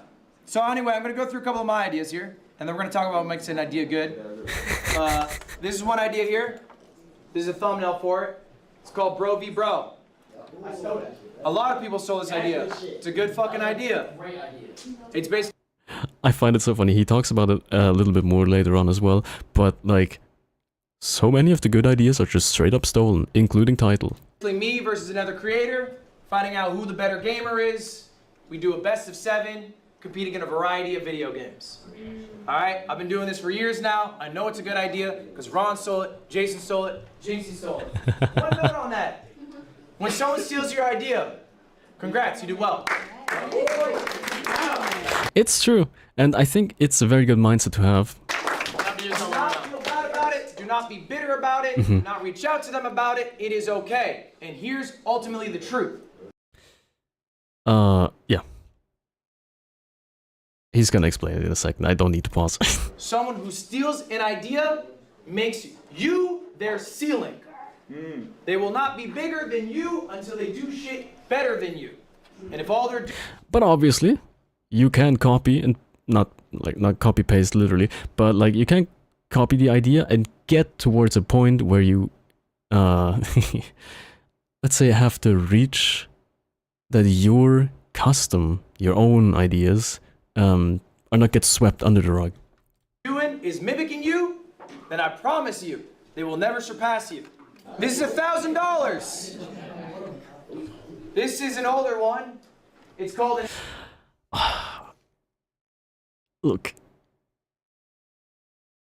giving your viewers $1,000 to buy anything on Amazon and doing this interactively, it's been done 1,000 times, right? It's basically slop content at this point. And I fucking love it. I don't know why this works so well on me, but it works so well on me, and every time there's a tungsten cube, I'm just so happy. I'm just saying, and they buy tungsten cubes for VTubers every single time. Amazon stream. Stole that shit. I gave my chat $1,000, and Ron is right. This is a stream that Soda Poppin' did initially. OG streamer Soda Poppin'. I took the idea. The only thing I twisted is I gave my chat an exact amount they could spend, and then Oh. Wait, so the format was open-ended before? time limit to spend it in. So there's A little bit of stakes. a little bit of stress on chat's behalf. I've done this stream, I'm not shitting you, probably 12 times. All I do, Okay, let's go I give forward. them the amount. Let's see the $100,000 idea. $1,000 idea. Streamer games? This one's a few years old. 24 hours in the wilderness. I had a I gotta say, I don't like the thumbnails. Like, these wouldn't work on me. They're not for me. whole production crew. I streamed outside for 24 hours. I had a bunch of wildlife experts come through. And also the idea doesn't speak to me. They helped me through it. This was a 24-hour stream production. That's where the cost came from. Okay? $100,000. People are expensive. Let it be known that people are expensive, and if you think people aren't expensive, then reconsider. It also goes into the same thing where I think there's a clip going around where Ludwig calls someone cheap for not paying the editor enough when the editor was really good. Even though it was a good sum that they paid, but ultimately the editor quit on them to like work somewhere else, so yeah, I guess they didn't pay enough. But yeah, people are expensive. Hell expensive. Especially skilled ones. Fuck no. It's a good question. Why not? Because it costs a lot. And you don't necessarily make more. It doesn't scale that way. Which is fine. Make that much more. Maybe at the time I was averaging 27K. It's more, but it's not enough to cover all the bills. Was it worth it? What do you think? Why? I think now you have the case study of what that much money turns over for content. I actually am with... Oh, sorry, I forgot. Is it Adapt or Adapt? Adapt. I'm with him here. I think you need to do a bunch of... Like, this is under the stipulation that you want to do big productions in general, but if you want to do big productions in the future, you gotta slowly step it up and learn how big productions work, because if you make, for example, a production that will ramp up to 1 million, let's say, let's be like delusional. Let's be delusional for a bit. But if the costs are on that high, you need it to be good. So you need to be experienced in running large productions to make those where you invest like crazy work out nicely. You know when you can spend that much money, when you should stay at the crib and spend less money, and you know it gives you. That is where I disagree. Yeah, was it worth it? That's true. I think you can trial things. I think you should take risks. I also think it's okay to have lost leaders, big ideas, big events. Maybe they don't make a lot, but they. I find this always funny with like Hololive, where the 3D studio costs so much that on like the 3D MVs and like the 3D concerts, they always take losses, right? And some of the talent will take out loans, company loans, mind you, but still loans, to make like the birthday productions where they like go all in for a week. I think it's also nice to give back. Like, if you do something, a large event like that, and it's obvious that more money goes into it than ever comes back, and I think it's a nice gesture towards the people who support you as well. Like, you're pouring all of this out for them. Mean a lot to the people who watch you. People see the effort that you put in. If you are not doing things that are exciting to you, exciting to them, viewers slip away. There's a lot of competition out there. There's a stat I heard year over year, all right? Your viewers will change. So maybe yeah. And they will, simply by virtue of getting older. And as you get older, your tastes change. It's nice to have a viewership that follows you in that regard, but sometimes, you know, paths diverge. Like, some people that I really enjoyed back when I was 10 years younger don't speak to me. Like, it's not that they don't literally speak to me anymore, but like their content doesn't speak to me anymore, right? if you have 1,000 viewers this year, if you have 1,000 viewers next year, 50% of those people will be different. Damn. That's the turnover. 50% of those people will be different. It's not the same people coming in. You don't have the static. Alright, let's skip ahead a little bit. Help recycle is $1 million. And this year one. It's streamer games, year yeah. two, guess what it did?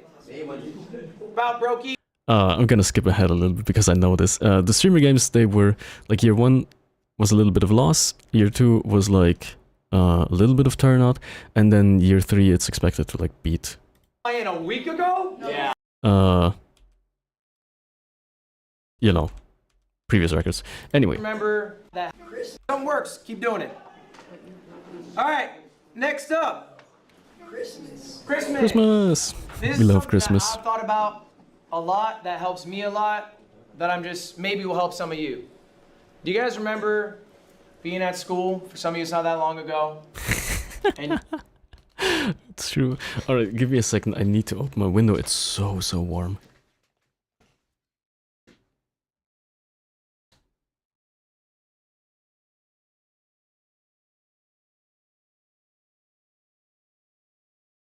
Oh, it won't help. It won't help, unfortunately. I hope it'll help a little bit.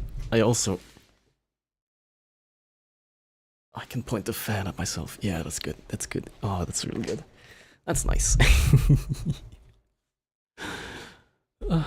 Somebody once said that a computer is just a space heater in disguise, outputting funny frames.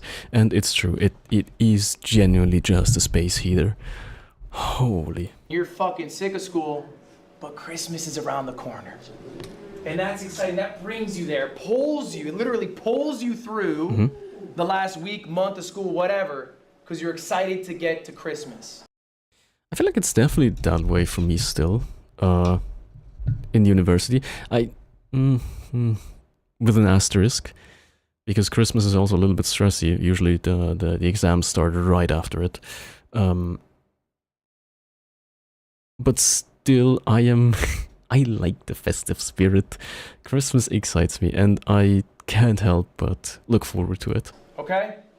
As a creator myself, I can get very tired of the monotony. I have a strict schedule I adhere to. I go live X amount of days. I farm XYZ YouTube videos. You do that for 8 years, it gets boring. So what keeps me going is Christmas. I make myself a Christmas. For me, personally. And that's the important part. He makes it himself. Like, it doesn't have to be Christmas. It is a big event. Something I'm really excited to do. I have streamer games in 2 weeks. I'm excited to do that. So I know, okay, I gotta get all my ducks in a row. Gotta get my YouTube videos out, I gotta get my streams out, I got Christmas coming up. All right, first part of the year, I do All right, okay, we get it. excited to do. Make yourself a Christmas. It can be whatever. Maybe it is a YouTube video recording. Maybe it's a vacation. I find this part very funny because maybe it's a YouTube video recording, maybe it's a vacation. What is tip to tip? But I know that he enjoys tip to tip as well, so maybe that's also like his personal Christmas, right? It doesn't have to be full work free. It just has to be something that you look forward to. Forward to, you can get through. And this is the number one lesson. This is something I can't teach you. Be different. I saw the slide. I know it's true. And I don't know if I am. If I am different. Everyone is. But to which degree? I mean, I guess what's different about a Schaddn entertainment stream compared to other people is that there's way more tech issues, which we don't, for fuck's sake. I can't tell you the play. But yeah, as it is right now, well, I'm not so sure. Once I get the YouTube channel going the way I want to, well, we'll see. Book for how to be successful exiting Streamer U. I mean, sorry, for the... why am I saying sorry? Anyway, for the YouTube channel, I know that I have a unique concept that nobody else can do. See the Red Dead videos. They aren't produced in a way that I want just yet.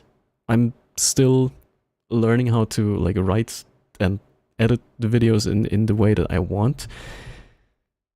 But I know that that is more than different enough from anything else, besides maybe Annie Austin,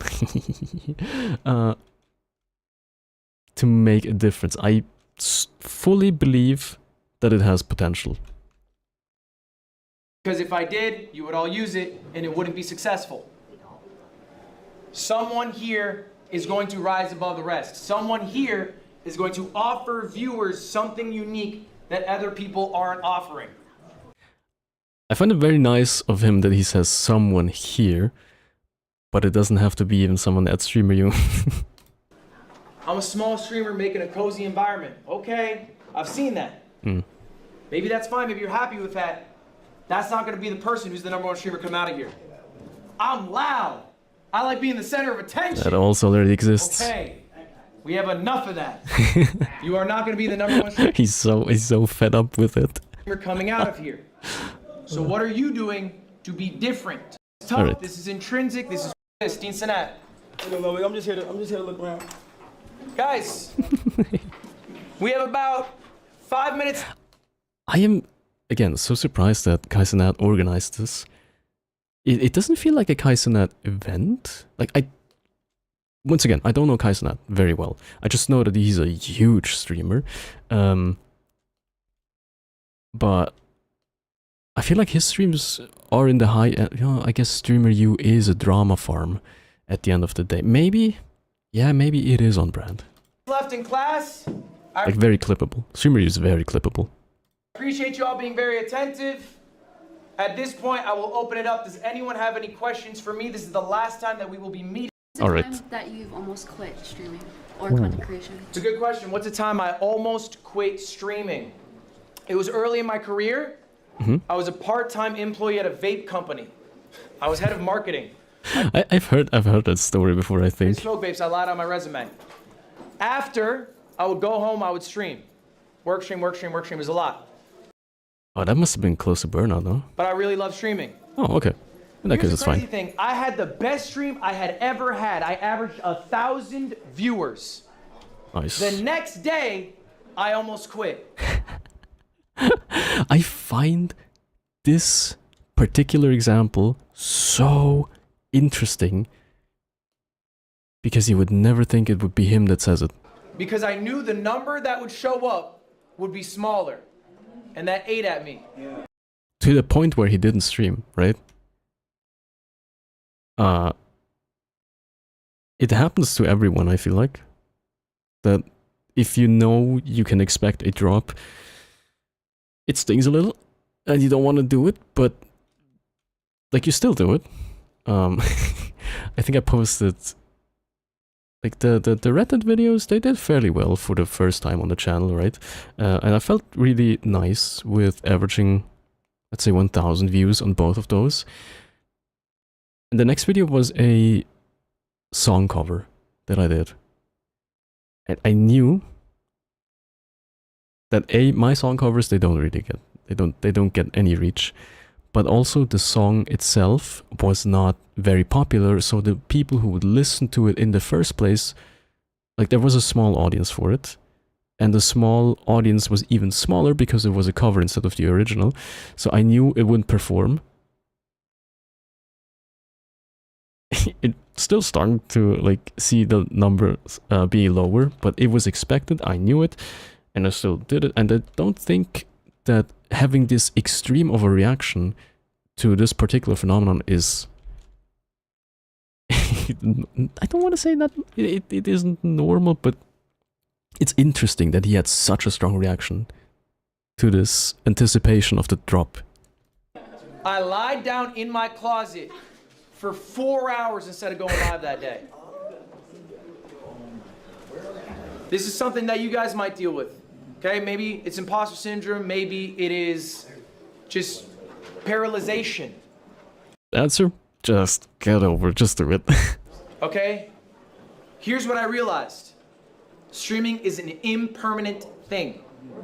What you did last stream doesn't fucking matter. You know what people care about is the next stream. And you know what you want people to care about? You know what, that's particularly for streaming, that's true. Like on YouTube it's different because you leave behind a large library of videos that, I mean, old Veritasium videos, for example, are still good. Old Simplicissimus videos, they're still good. Streams, I feel like, yeah, because they are more in the moment, more connected while you do them, those tend to be a little. They have a best before date. You. Okay? Never happened? Let's skip ahead. When's the next that he put in? Here. Alright. Oh, I'm so happy that this is day 3 because I've seen lots of like clips from the previous days. At day 3 I have not seen at all. My boys, clap once! Y'all hear my voice, clap twice! Guys! Okay? So what can we do? Maybe we're not good at it. It's part of it is the same stuff, so we're just gonna skip lightly through it. Sucks at YouTube. Looks through, yes. I think this is the biggest hole. Streamers. I can see or ever will. Wait, have I seen this before? Be at the Instagram, the short form game. I genuinely. Oh, yeah, sorry. This one I have seen before and like in full. So let's go through it. He does speak about a bunch of interesting things which are applicable to me. Right is better. And we're gonna go right into the thumbnail section. Number 1 skill. If you put the time in a study, what is the number 1 skill that you need to learn to become a great YouTuber? And the answer is packaging. Unequivocally, it's packaging. Everyone says it, and everyone is right. And if you watch a lot of YouTube, which I admittedly do, I've fallen into the trap of clicking on a video that was packaged really well. First 30 seconds were crazy good, and then it just fell off. But I still watched it close to the end before I realized that it like fell off because it was so well packaged. The title and thumbnail and the first few seconds of the intro were so good that I thought there would be more. I don't remember which video it was, but I remember the experience of being disappointed by watching it. I actually felt clickbaited.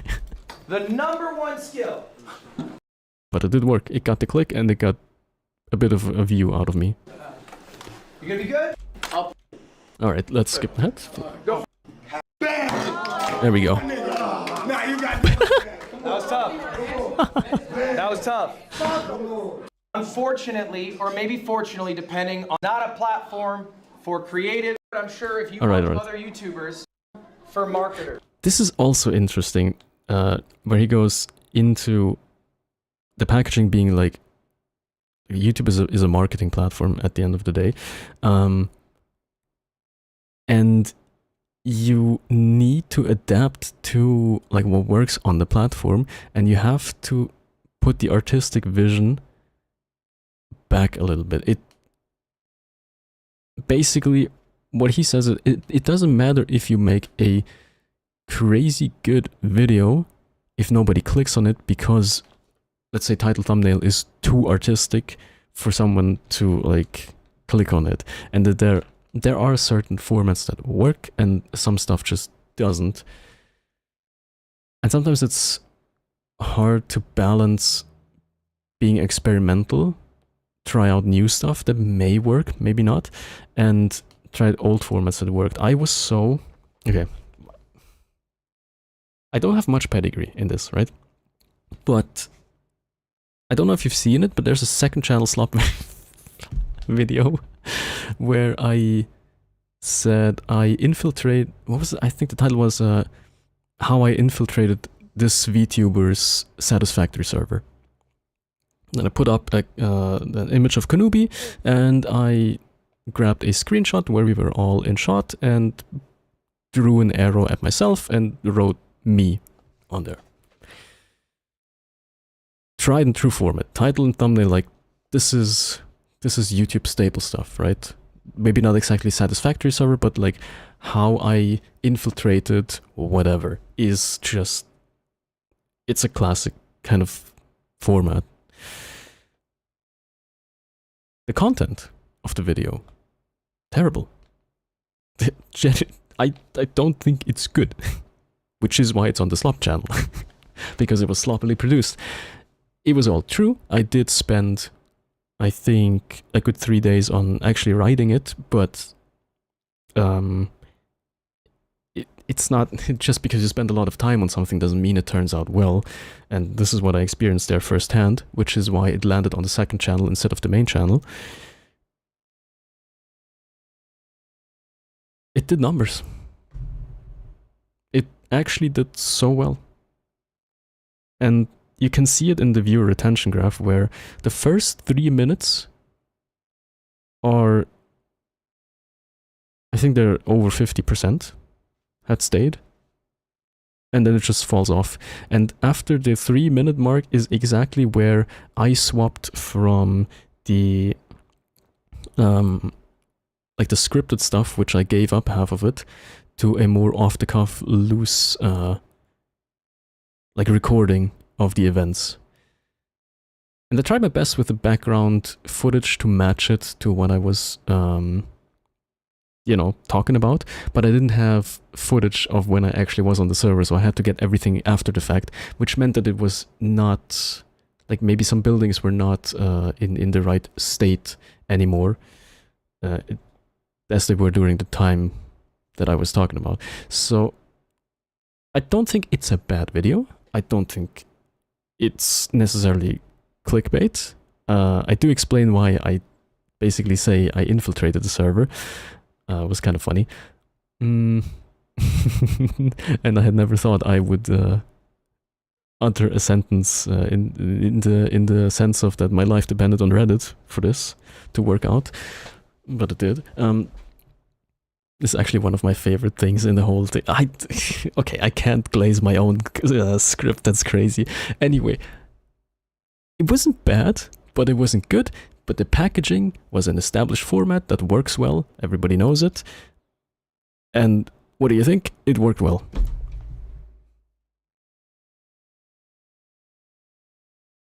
So what am I to do, right? I know I need to up my packaging game, because I think on the main channel videos, what I struggle with is good packaging that is like speaking to more people. I have something in the works. It's been like in the works for almost a year now. I'm pretty certain I have the correct formula for the packaging. I won't spoil exactly what it is just yet, because you're gonna see it anyway. We'll see how that works. We'll see if I actually have learned something in that year, or if I haven't. And you have always heard, you know, bend over for the algorithm. I wish I didn't have to package my videos for the algorithm. It's not the algorithm that you're bending, that you're packaging for. It's for people. It's for, like, I don't want the algorithm to click on my videos. I want people to click on them, right? But they do. All of them do, okay? It is necessary to succeed on the website. So let's start about the first thing that people see when they go on YouTube. Let's talk about thumbnails. This is a pretty simple question. Which thumbnail is better? If you think the one on the right is better, raise your hand. Ooh, I was wrong on this one. Left. And I will be wrong. Left. Yellow Jackets. If you think Son, welcome in. Wait, hang on a minute. What? What's going on? Tell me. Today is React Slop Sunday. It says so on the streaming schedule. Like, we have React Slop Sunday scheduled for Friday. Because you see, the stream isn't called React Slop, it's React Slop Sunday. And that is like a failing on my part for naming the format that. It's, yeah, no, the other way around. It's Sunday in brackets Friday. React Slop Sunday, trademark. Well, what can I do? Truly will make a lawyer out of me yet. I just stick to the format. It's called React Slop Sunday. The playlist is called React Slop Sunday. I didn't make the choice. No, I made the choice. This is my channel. I made this. Damn it. Yeah, I made the grave that I now lie in. I dug that. This reminds me of something you saw earlier. I shall interpret this news article. Oh god, I don't even know what's coming now. But I can talk about the thumbnail test in the meantime. So basically what Ludwig now is gonna say is that in order to find a good thumbnail, you can just blur it, and whichever one conveys more information while blurred is the one that you should go with. Because sometimes you only see a thumbnail like from the corner of your eye, and you still want to grab attention, right? Let's see, what's the news article? The Odyssey smashes a record of 1 billion movies record in hours. The Odyssey smashes a record of 1 billion movies record in hours. Why is there an apostrophe? Like, it makes it 1 billion of the movie his record. Anyway, I think this says that the Odyssey, which is a 1 billion...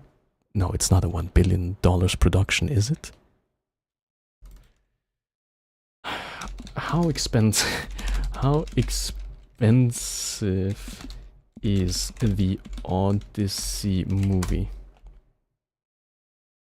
Yeah, there we go. 250 million. So it smashed the 1 billion movie record. Did it sell... Wait, in hours? Wait, did it sell... What? Did it sell tickets for 1 billion in total in hours?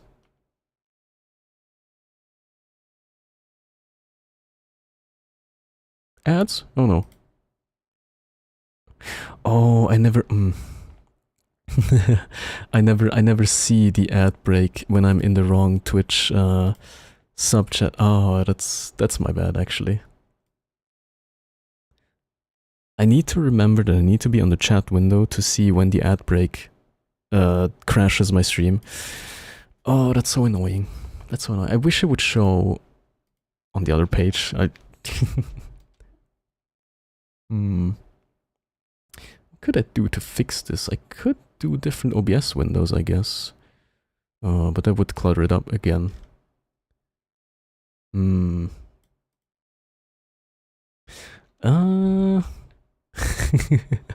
Let's see. $1 billion movie. Did this mystery movie made 1 billion? Cost 1 billion? Maybe it was called 1 billion. It's not clear. What's the record? It's not specified. Alright, let me gather my thoughts. The ad break is gonna end in 5 seconds and I will bombard the sun with my answer. Welcome back from the ad jail. I don't know if you actually were still in ad jail, but I think I could interpret this as a movie A costs 1 billion to make, sold no tickets, and the director promptly shot himself 3 hours after its release. it it actually, like, the way it's phrased means to me that the Odyssey smashed the record of 1 billion movies that came before it in just hours. Because there obviously is a billion movies that were made before it. No, it smashed 1 billion in ticket sales because it cost 250 million to make, which is... It's a huge budget. Is it entirely outrageous considering that he did most of the stuff that happens in there, like, as practical as possible? I don't think so. Movie B, Odyssey, beat his record for its... We shall not have the directors shit themselves every single time. Alright, back to the thumbnails. Blur out the thumbnail, whichever one is good still. Whichever one still conveys more is the one we should take. Right, that's the Michael Reeves test, apparently, because Michael Reeves does that to great effect. Now, I want to skip ahead because I've seen a lot of this before. Seconds will be a bit long. Bear with me. Try to be quiet because I don't have too loud of a speaker. All right. First. Yeah, let's see. There is one more day where he goes over the ethics of streaming, and I thought that was really interesting, which is why I didn't watch it. If you were the man responsible for spending 250 million to make that movie, you think you'd be quite happy to shit yourself and hopefully not stop until you die.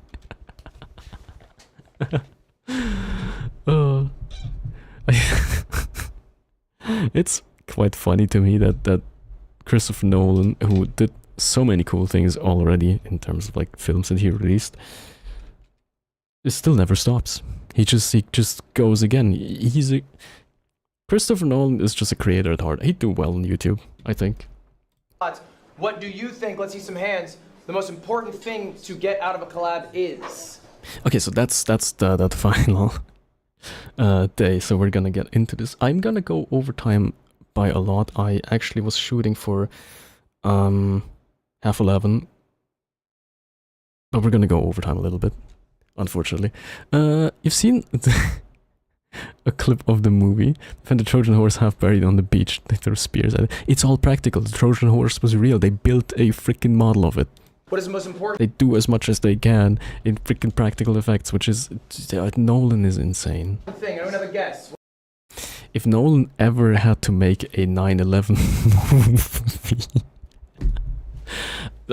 movie... Anyway, let's see what the fourth day class is about. Build a stronger connection. Okay, that's interesting. What do you got? I would say, like, learning something that you haven't learned before. Learning something you haven't learned before. Okay. Who else got something? What do we got? This is just a homework, I think. Then after acknowledging its significance, they proceed to drag it on its side through the dirt back to Troy. Very impious. I guess. I mean,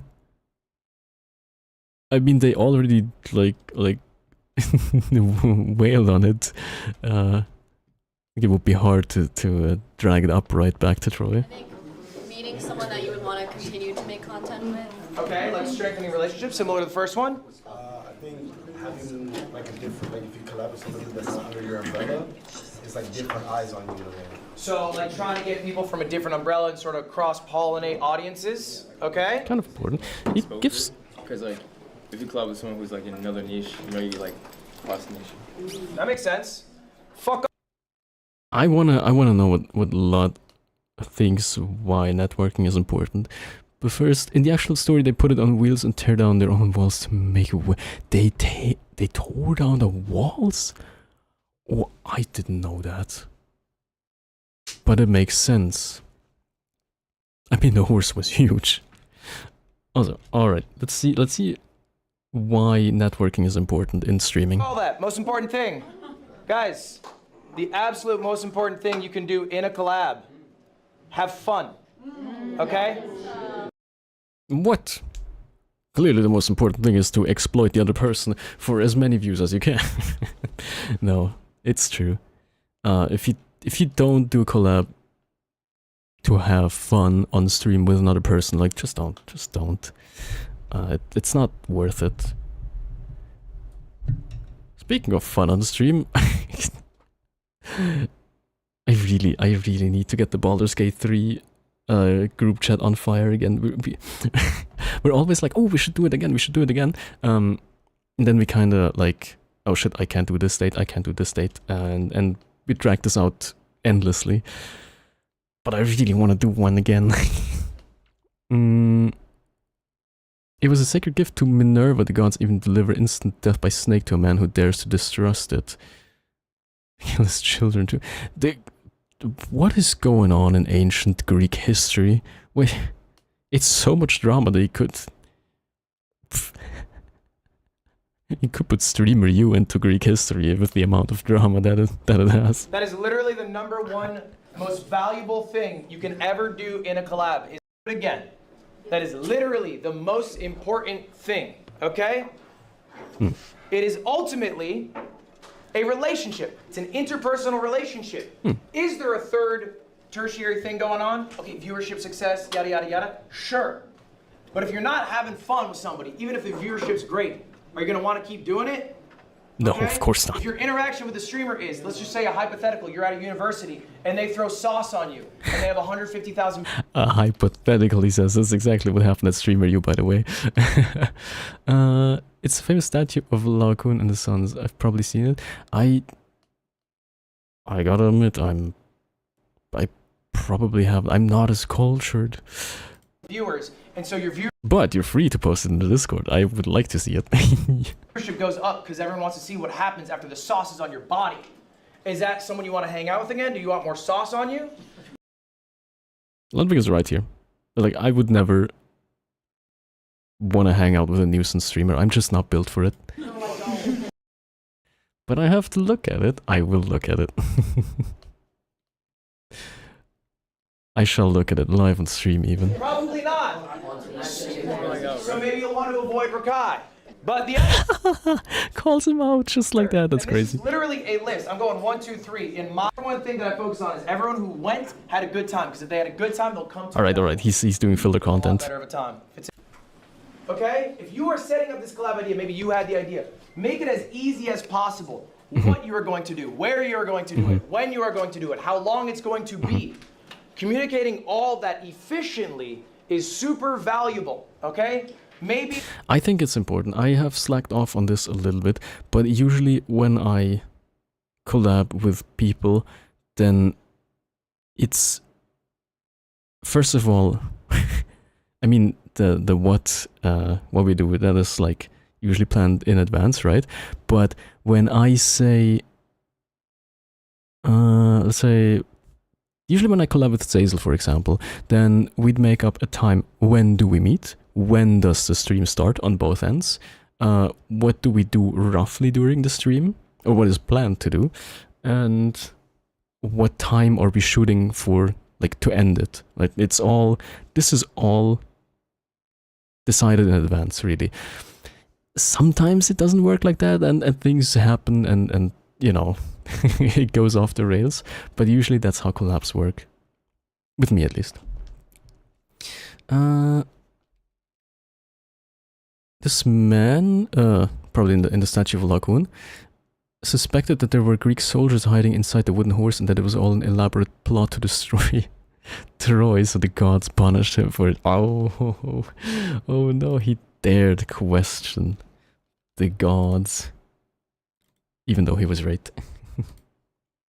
Oh, we've actually already posted it in general. Let's see. Have I ever seen this man? Oh, thank you for the alternate version, actually. That's actually such a good move. Oh, I have an idea. No, I don't have an idea. Can I just, like, pull this into here and we're good? Well, it's not transparent, but you get the gist. Never seen it before, actually. Generally. but I see that he got the snakes thrown at him. Ah, it's such an expressive art piece. It's nice. Would have liked to see it in its full glory. Gotta say. When it was freshly minted. Remember that one time Twitch allowed nudity for exclusively artistic reasons? No, I don't, actually. That statue fell down a hill once. Oh, that's why it's so banged up. They were moving it and it fell off the supports and fell down a hill. They had to glue it back together. At least they could glue it back together. At least it was salvageable, which is nice. There's a creator here who's a bit larger to the collab. Still valuable, sure, but that's great because it doesn't get you views. All right, let's go. Yeah, probably. Stop hanging out with your friends because it doesn't get you views. Yes. Yeah, probably. Did somebody say yes? That's crazy. All right. They just would you stop hanging out with your friends? Yeah. No, you wouldn't. Well, I'm not well connected in the VTuber space, so I don't know. Maybe some would. Here's a real message that I received from a viewer. Yard, and I caught a conversation that I had with my friends about how long it would take for somebody to beat me in Super Smash Bros. Melee. If you don't know anything about it, it's from day 0. He outlined exactly what he was going to do, how much work he was going to put in. Oh, it's a request for a collab. And what his expectations were for me. From what I can see there, it's well structured, right? And it's everything outlined. This is a good request. I would assume he said no still, though. I'm not sure. That's a good thing about those art forms. You can just glue them back together. Oh, the statues, yeah. Man walks into a bar. He's an oil painter and says that his art will last forever. Another man laughs. Your art will not survive a meager house fire. My art will last forever, for I'm a sculptor of bronze. Another man laughs. Your art will not survive a single war, for your bronze will be melted down for material. Will it? Was it? Oh god. Bring me the third man. Oh. A freaking statue. It just fell off. It's just crazy. In the back, another man laughs. My art will last far longer than all of yours. My art is truly eternal. It cannot be destroyed. What is it? Sexual harassment? Oh. Wait, no, this isn't streamer you. My apologies. What do you make? I make pottery. You can break a pot, but then you just glue it back together. Why, because you need it? I'm too stupid for this joke, I'm sorry. Oh. Also, it doesn't work in the modern era. In the modern era of Temu, if you break a pot, you buy a new one.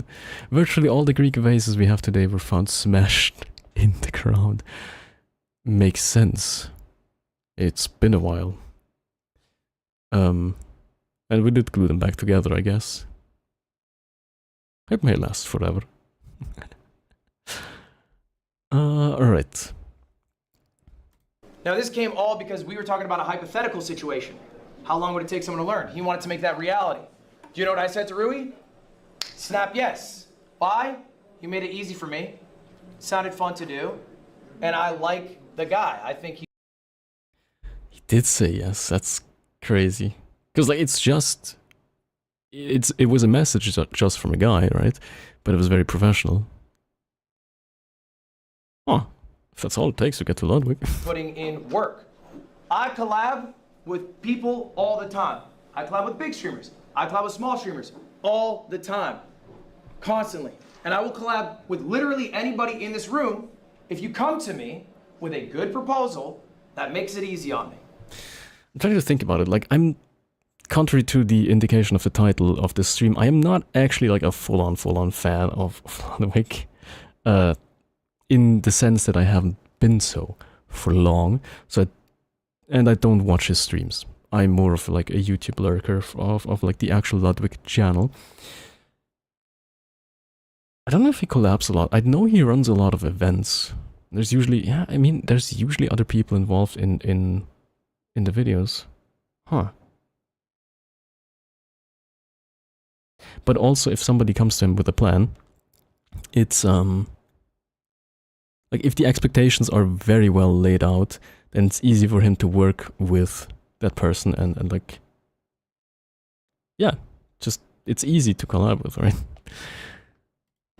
Who here knows who Squeaks is? Squeaks hits me up. He's about a 100 viewer Super Mario 64 speedrunner. I like Super Mario 64. I watch the Squeak streams. I think he's funny. He hits me up, he says, let's do a race. Do this day, it'll take an hour total. That's it. I do it. It was an amazing time. What happened? Squeaks was funnier than me. Half my viewers left to go watch him. Now he's a wildly successful streamer. Oh, that's how Squeaks blew up. I never heard of Squeaks before Ludwig, but I guess, yeah, that makes sense. Unfortunately, you have a pretty unorthodox view of streaming, so none of this advice means anything to you. It does... Like, this advice applies more to the kinds of streamers that are in the room with Ludwig right now. Like, I gotta hand it to him, he has perfectly, like, tailored the lessons to the people that he gives, which is what you should do.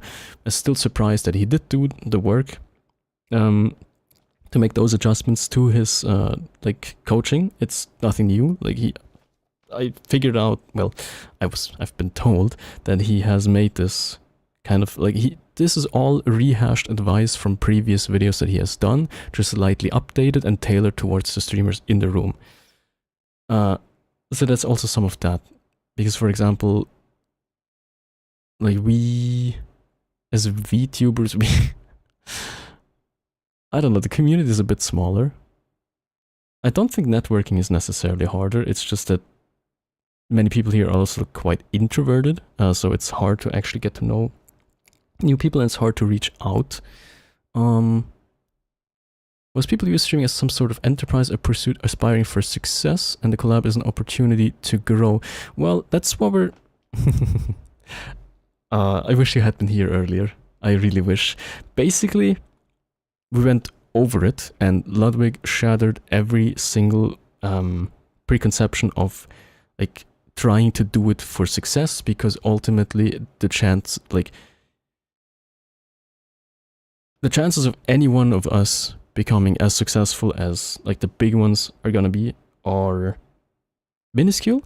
And even if we make it far up the food chain, even then it's hard to like make a living off of it. What I realized from this series of classes at Streamer U that Ludwig gave is that for me, being a professional streamer is virtually impossible, because my living costs without, like, they just outcost what I could make, basically. So anyone who wants to be a streamer, in Lud's view, should do it for the love of the game. And basically, if you view streaming as some sort of like I know, a pursuit for simply because of fame or money, you should do something else, because it's basically not worth it to do streaming. It would be faster to make virtually anything else. Your unorthodox view is that success in streaming, big number, is not actually desirable at all. That is truly unorthodox. I think it's different for a large streamer than a small one, especially like the how close-knit a community feels.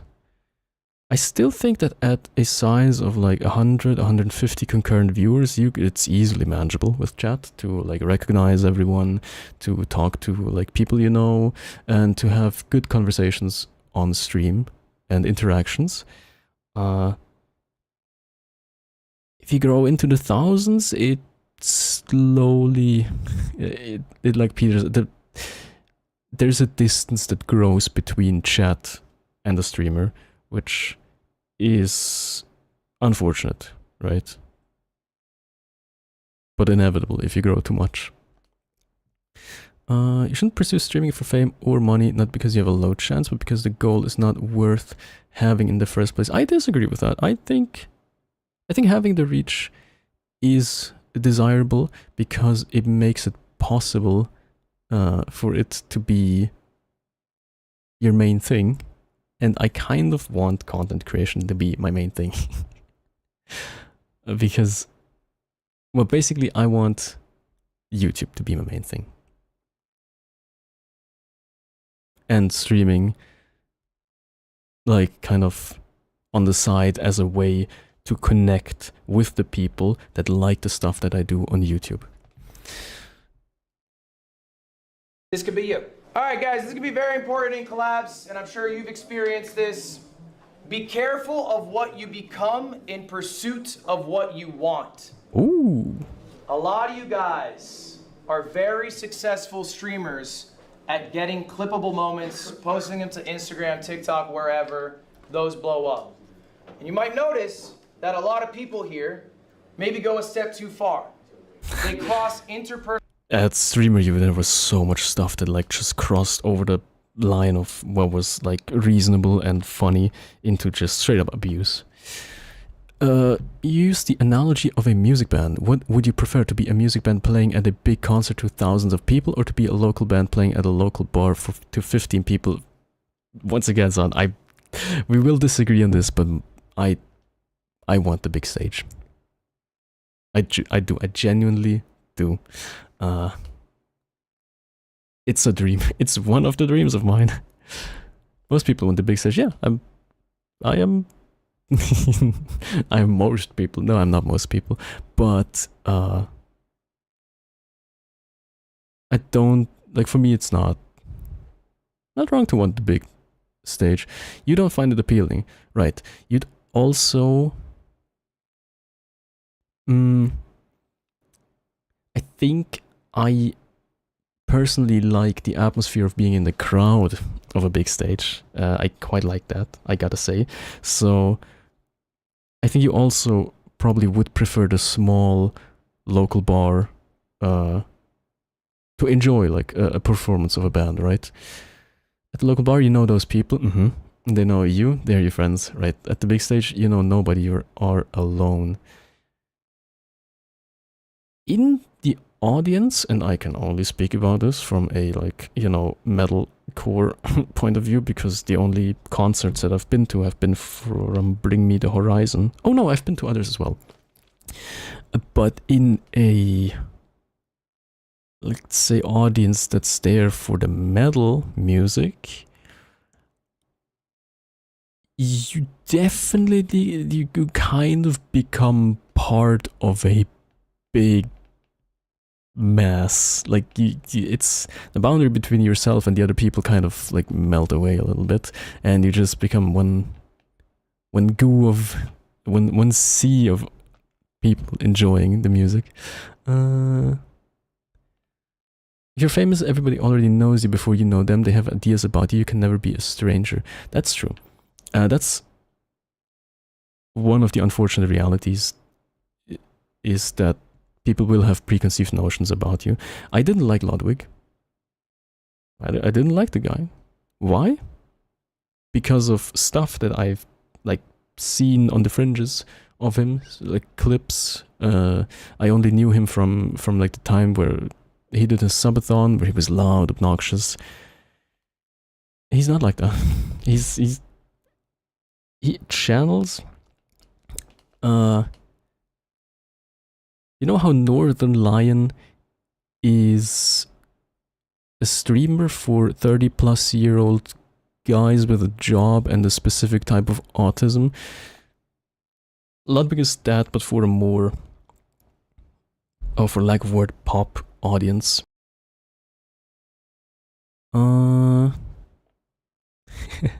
Ads, shit, yeah, the ads hit, damn it.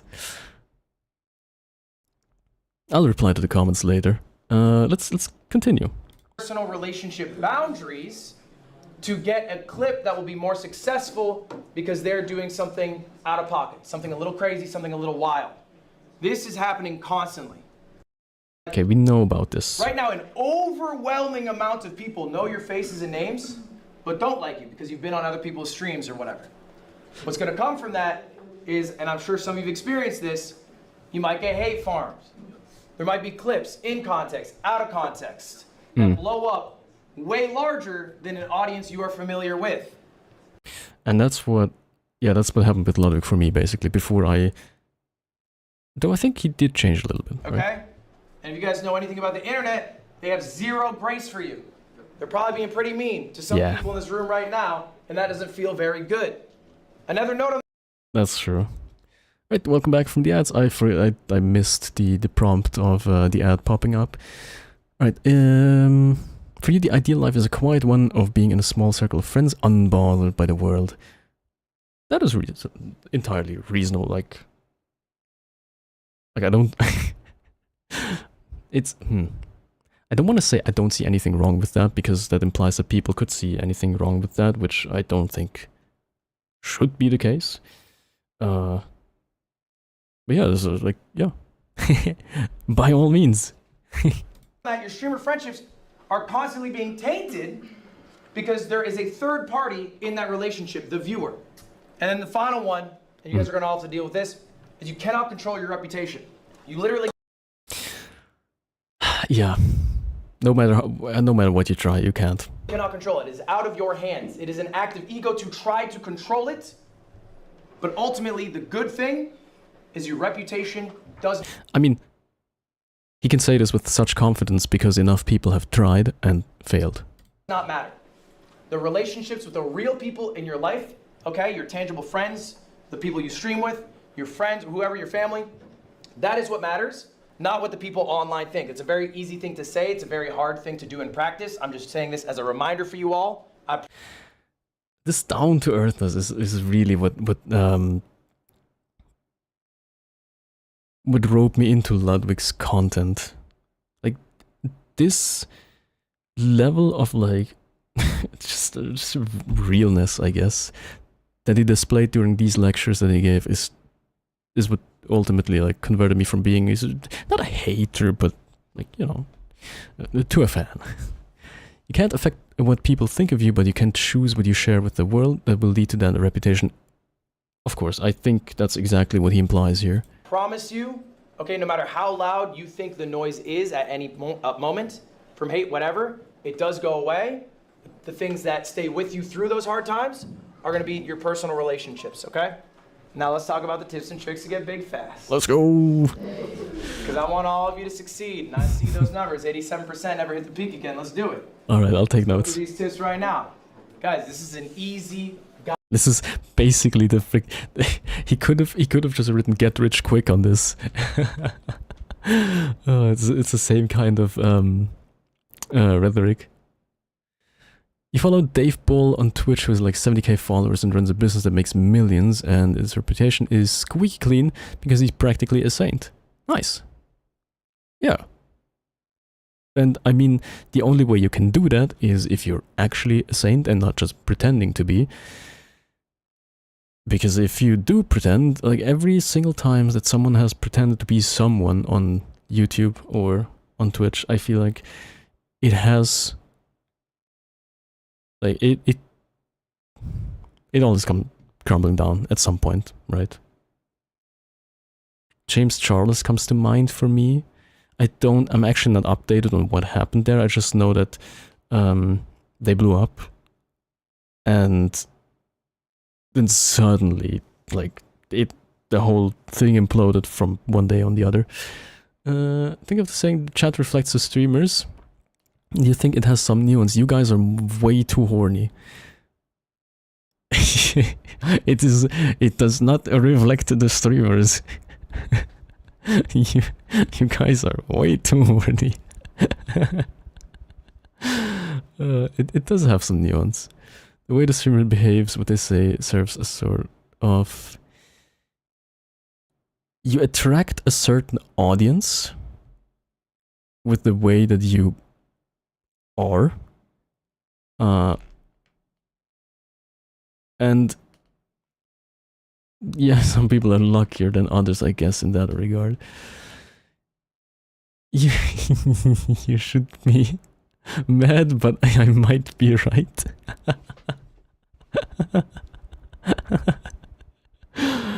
Oh, but don't worry, I find it very funny.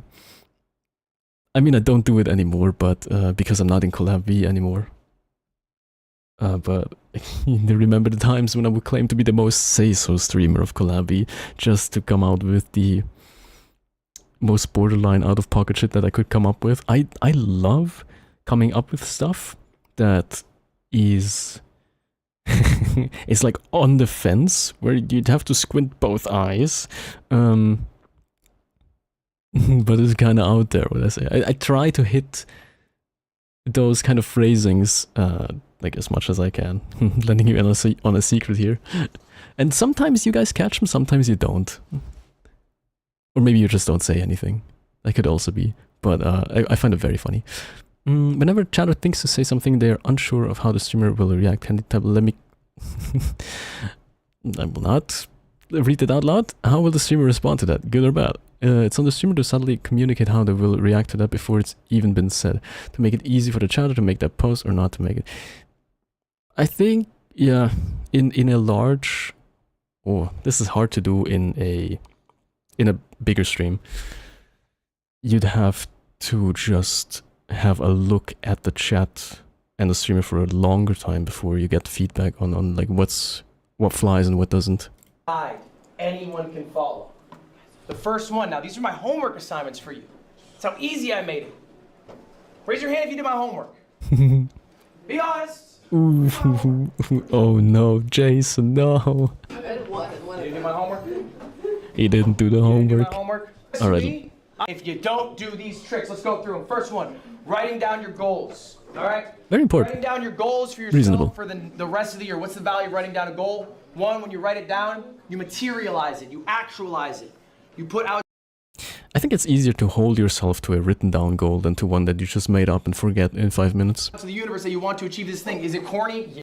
Writing down your goals helps. I mean, he says, is it corny? Yeah, absolutely. But like, if it works, it works. When a streamer has a chat filled with horny posts, it's the streamer that has cultivated that, whether intentionally or not. It is not unintentional. One more note on goals. I said the next 6 months. You can have this tidbit before I go into my holidays. But there's a little fact, people overestimate what they can do in 1 year, underestimate what they can do in 5 years. Because I think, okay, I shall elaborate a little bit. I think the gap between trying to keep the stream, you know, a little bit,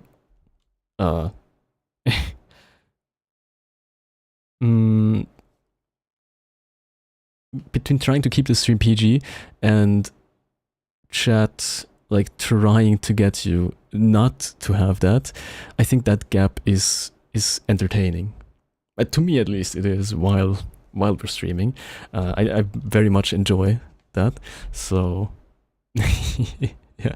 But that also allows me to do the things like correct myself on swear words, where it's absolutely not necessary, right? But I like to do it just for the funsies. And I have fun doing it. I hope you enjoy when I do this. I can't tell. I enjoy it.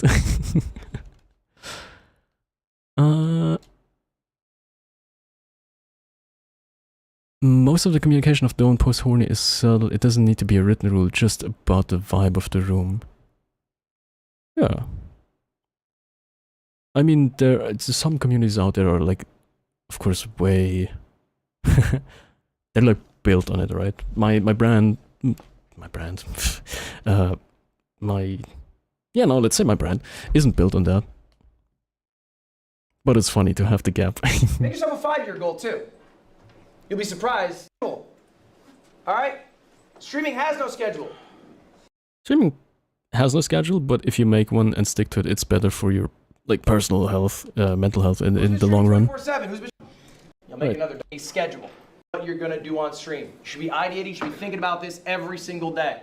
What you do on stream. Where you're maybe gonna get some clips. What segment could be a YouTube video. this also doesn't apply to what I do as much, but I think I will try to do this with the React Slab Sundays. I'll try to implement it. We'll see how that goes. Having a schedule is arguably the most important thing above all other things. Yes. Having a schedule helps you also build the habits that let you like be more efficient with your time and like, you know, just having a schedule for me also makes me happier. For some reason, I don't know why, but it does help me to like just live my life in a more enjoyable way. You gotta be consistent with things at the same times all the time. You fall into people's lives that way. Yeah. I mean, if you always change... if you always change around what you do, then... If someone really wants, for example, to join in, they have to readjust their own schedules. During the holidays, I'm... Like, during the school... When there's no uni, I'm guilty of moving around which days I stream a lot. I do feel guilty for it. I'm gonna say I do feel guilty for it because I know some people make time, and I don't want to waste that effort by being erratic. So it's open at certain hours. You don't have to go looking for it. You know it's open when it's open. Yeah, exactly. And also.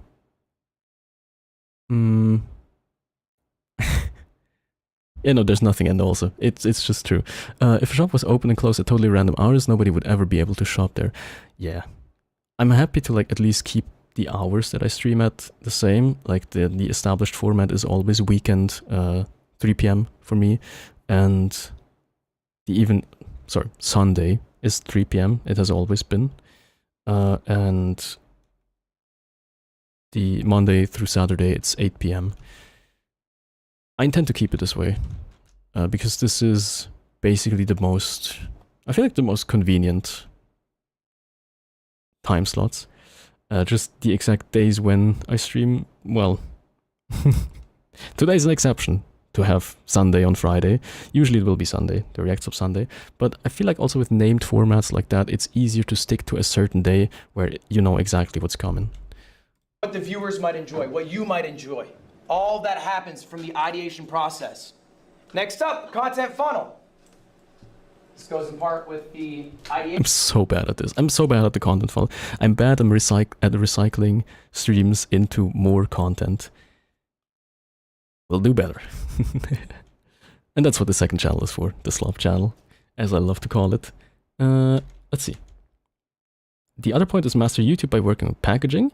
We've been over that. And scale your team to output more videos. Now this is interesting, doesn't apply to me at all. We're not there yet, but let's hear it. All of your channels, you guys are mostly packaging of you. Scale your team. You are limited in what you can do as an individual. If you scale, you can accomplish more. All right? That's true. You have an editor that... That's true for very simple reasons. I suck at editing. I suck at cutting. I just straight up suck at it. And I think I would benefit from having an editor. I just also know that I can't pay someone to do the work at the quality that I want from them, so I don't commission like people. I straight up can't afford it. But it also forces me to get better. Not bad, not bad. But I am slow in like churning out, you know, the slop content that puts me onto the radar. Slopton. Now available at streamlabs.com/Schaddn/merge, whatever. Frees up the time you have spent editing.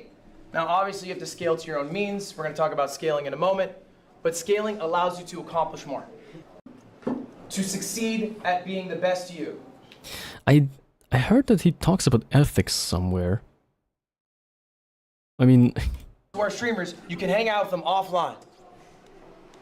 That's Wait, this is straight up against Jason Lewin. That's so funny. Take some time to hang out with them offline. All right? Don't drop your day ones. Let's go to Christian one more time. Christian, how long have I known you? 25 years? Wait, that's like from childhood. Nice. 6 years old, first grade, we're on a bus together. Alright, that's my boy, I hang out with him every day. Oh, that's actually so cool that he managed to do that. I didn't manage to do that. I managed to hang out with my homies from high school. Like, we still hang out to this day, almost every day. Even normie things. Again, this doesn't even need to be applauded. This is basic shit for normal people, but sometimes when you're streaming, you lose yourself. Big streamer group starts hanging out with you, you start hanging out with them. Okay, that's great, but hang out with people in real life. And I gotta admit, like balancing what time I assign to which part of my life is also hard. I don't want to overdo the streaming. Like, genuinely, I do not want to overdo it for fear of like losing too much time to spend with actual real people. Hang out with people offline. If you have streamer friends, that's fine. Take some time to hang out with them offline. All right? I'm not pointing at anyone. You point at me. I'm going general for the group. As friends who are streamers, you can hang out with them offline. That's just a general thing for the group. Oh, I love that so much. He's just good at what he does. Hobbies. Not everything you have to do is work. Not everything you have to do is stream. Find some for me to go to Dodgers baseball games. He's so vocal about that. It's so funny. Enjoy what you're making. Like, I think that really is ultimately it. If you really enjoy what you're making, then you really don't give a fuck how well it's doing. Yeah. I think I'll stop the video here. If you want to see the rest, the title of it is How to Get Ahead of... Oh, wow. I'm in the way. How to Get Ahead of 99% of Streamers on the Ludwig main channel. Why am I stopping? For time reasons. I am running out of time. We're half an hour over. The class that he gave is basically... It can be broken down in be a person and packaging must be right, and also be efficient about using the time that you spend on stream to make the most out of it so that the effort isn't wasted. Schaddn Saturday slop. It's not even Saturday. No, it's React Slop Sunday. No, cool. It's React Slop Sunday. Just in brackets Friday. No. I will be gone for a while, but don't fret. If you have joined the Discord, you will have seen in the announcements channel that there is a new cover scheduled for, I think, the 31st. So you will not be without me in the whole time that I will be away. And if you still crave more of me, there are older covers, if you haven't seen them. And there's also some, if you go digging, there's some Escape from Tarkov videos and stuff, like very old ones, if you want to get deep into the Schaddn lore. But yeah, I will be away for 2 weeks. I will be back. I will announce it on the Discord, so if you're interested in when exactly I'm back, do join. I'd never thought I would be so invested in the Discord, but I genuinely like seeing you there and having this option of telling you stuff outside of stream. As for what you can do now is I will send you somewhere. Oh, to Jillian with Crusader Kings God. Dude, she's so funny. But yeah, I hope you enjoyed React Slop Sunday, in brackets Friday, and I hope I'll see you in 2 weeks. It's very hard to say goodbye right now. Like, I really don't want to. I do enjoy streaming.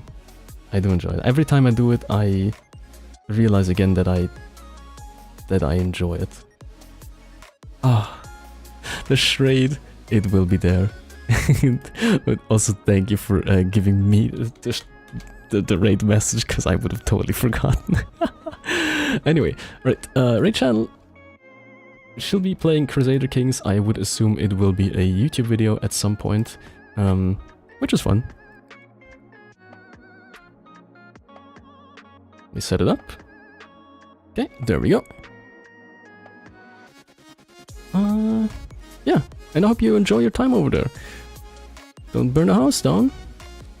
And until next time, I hope that you have a very, very, very wonderful time.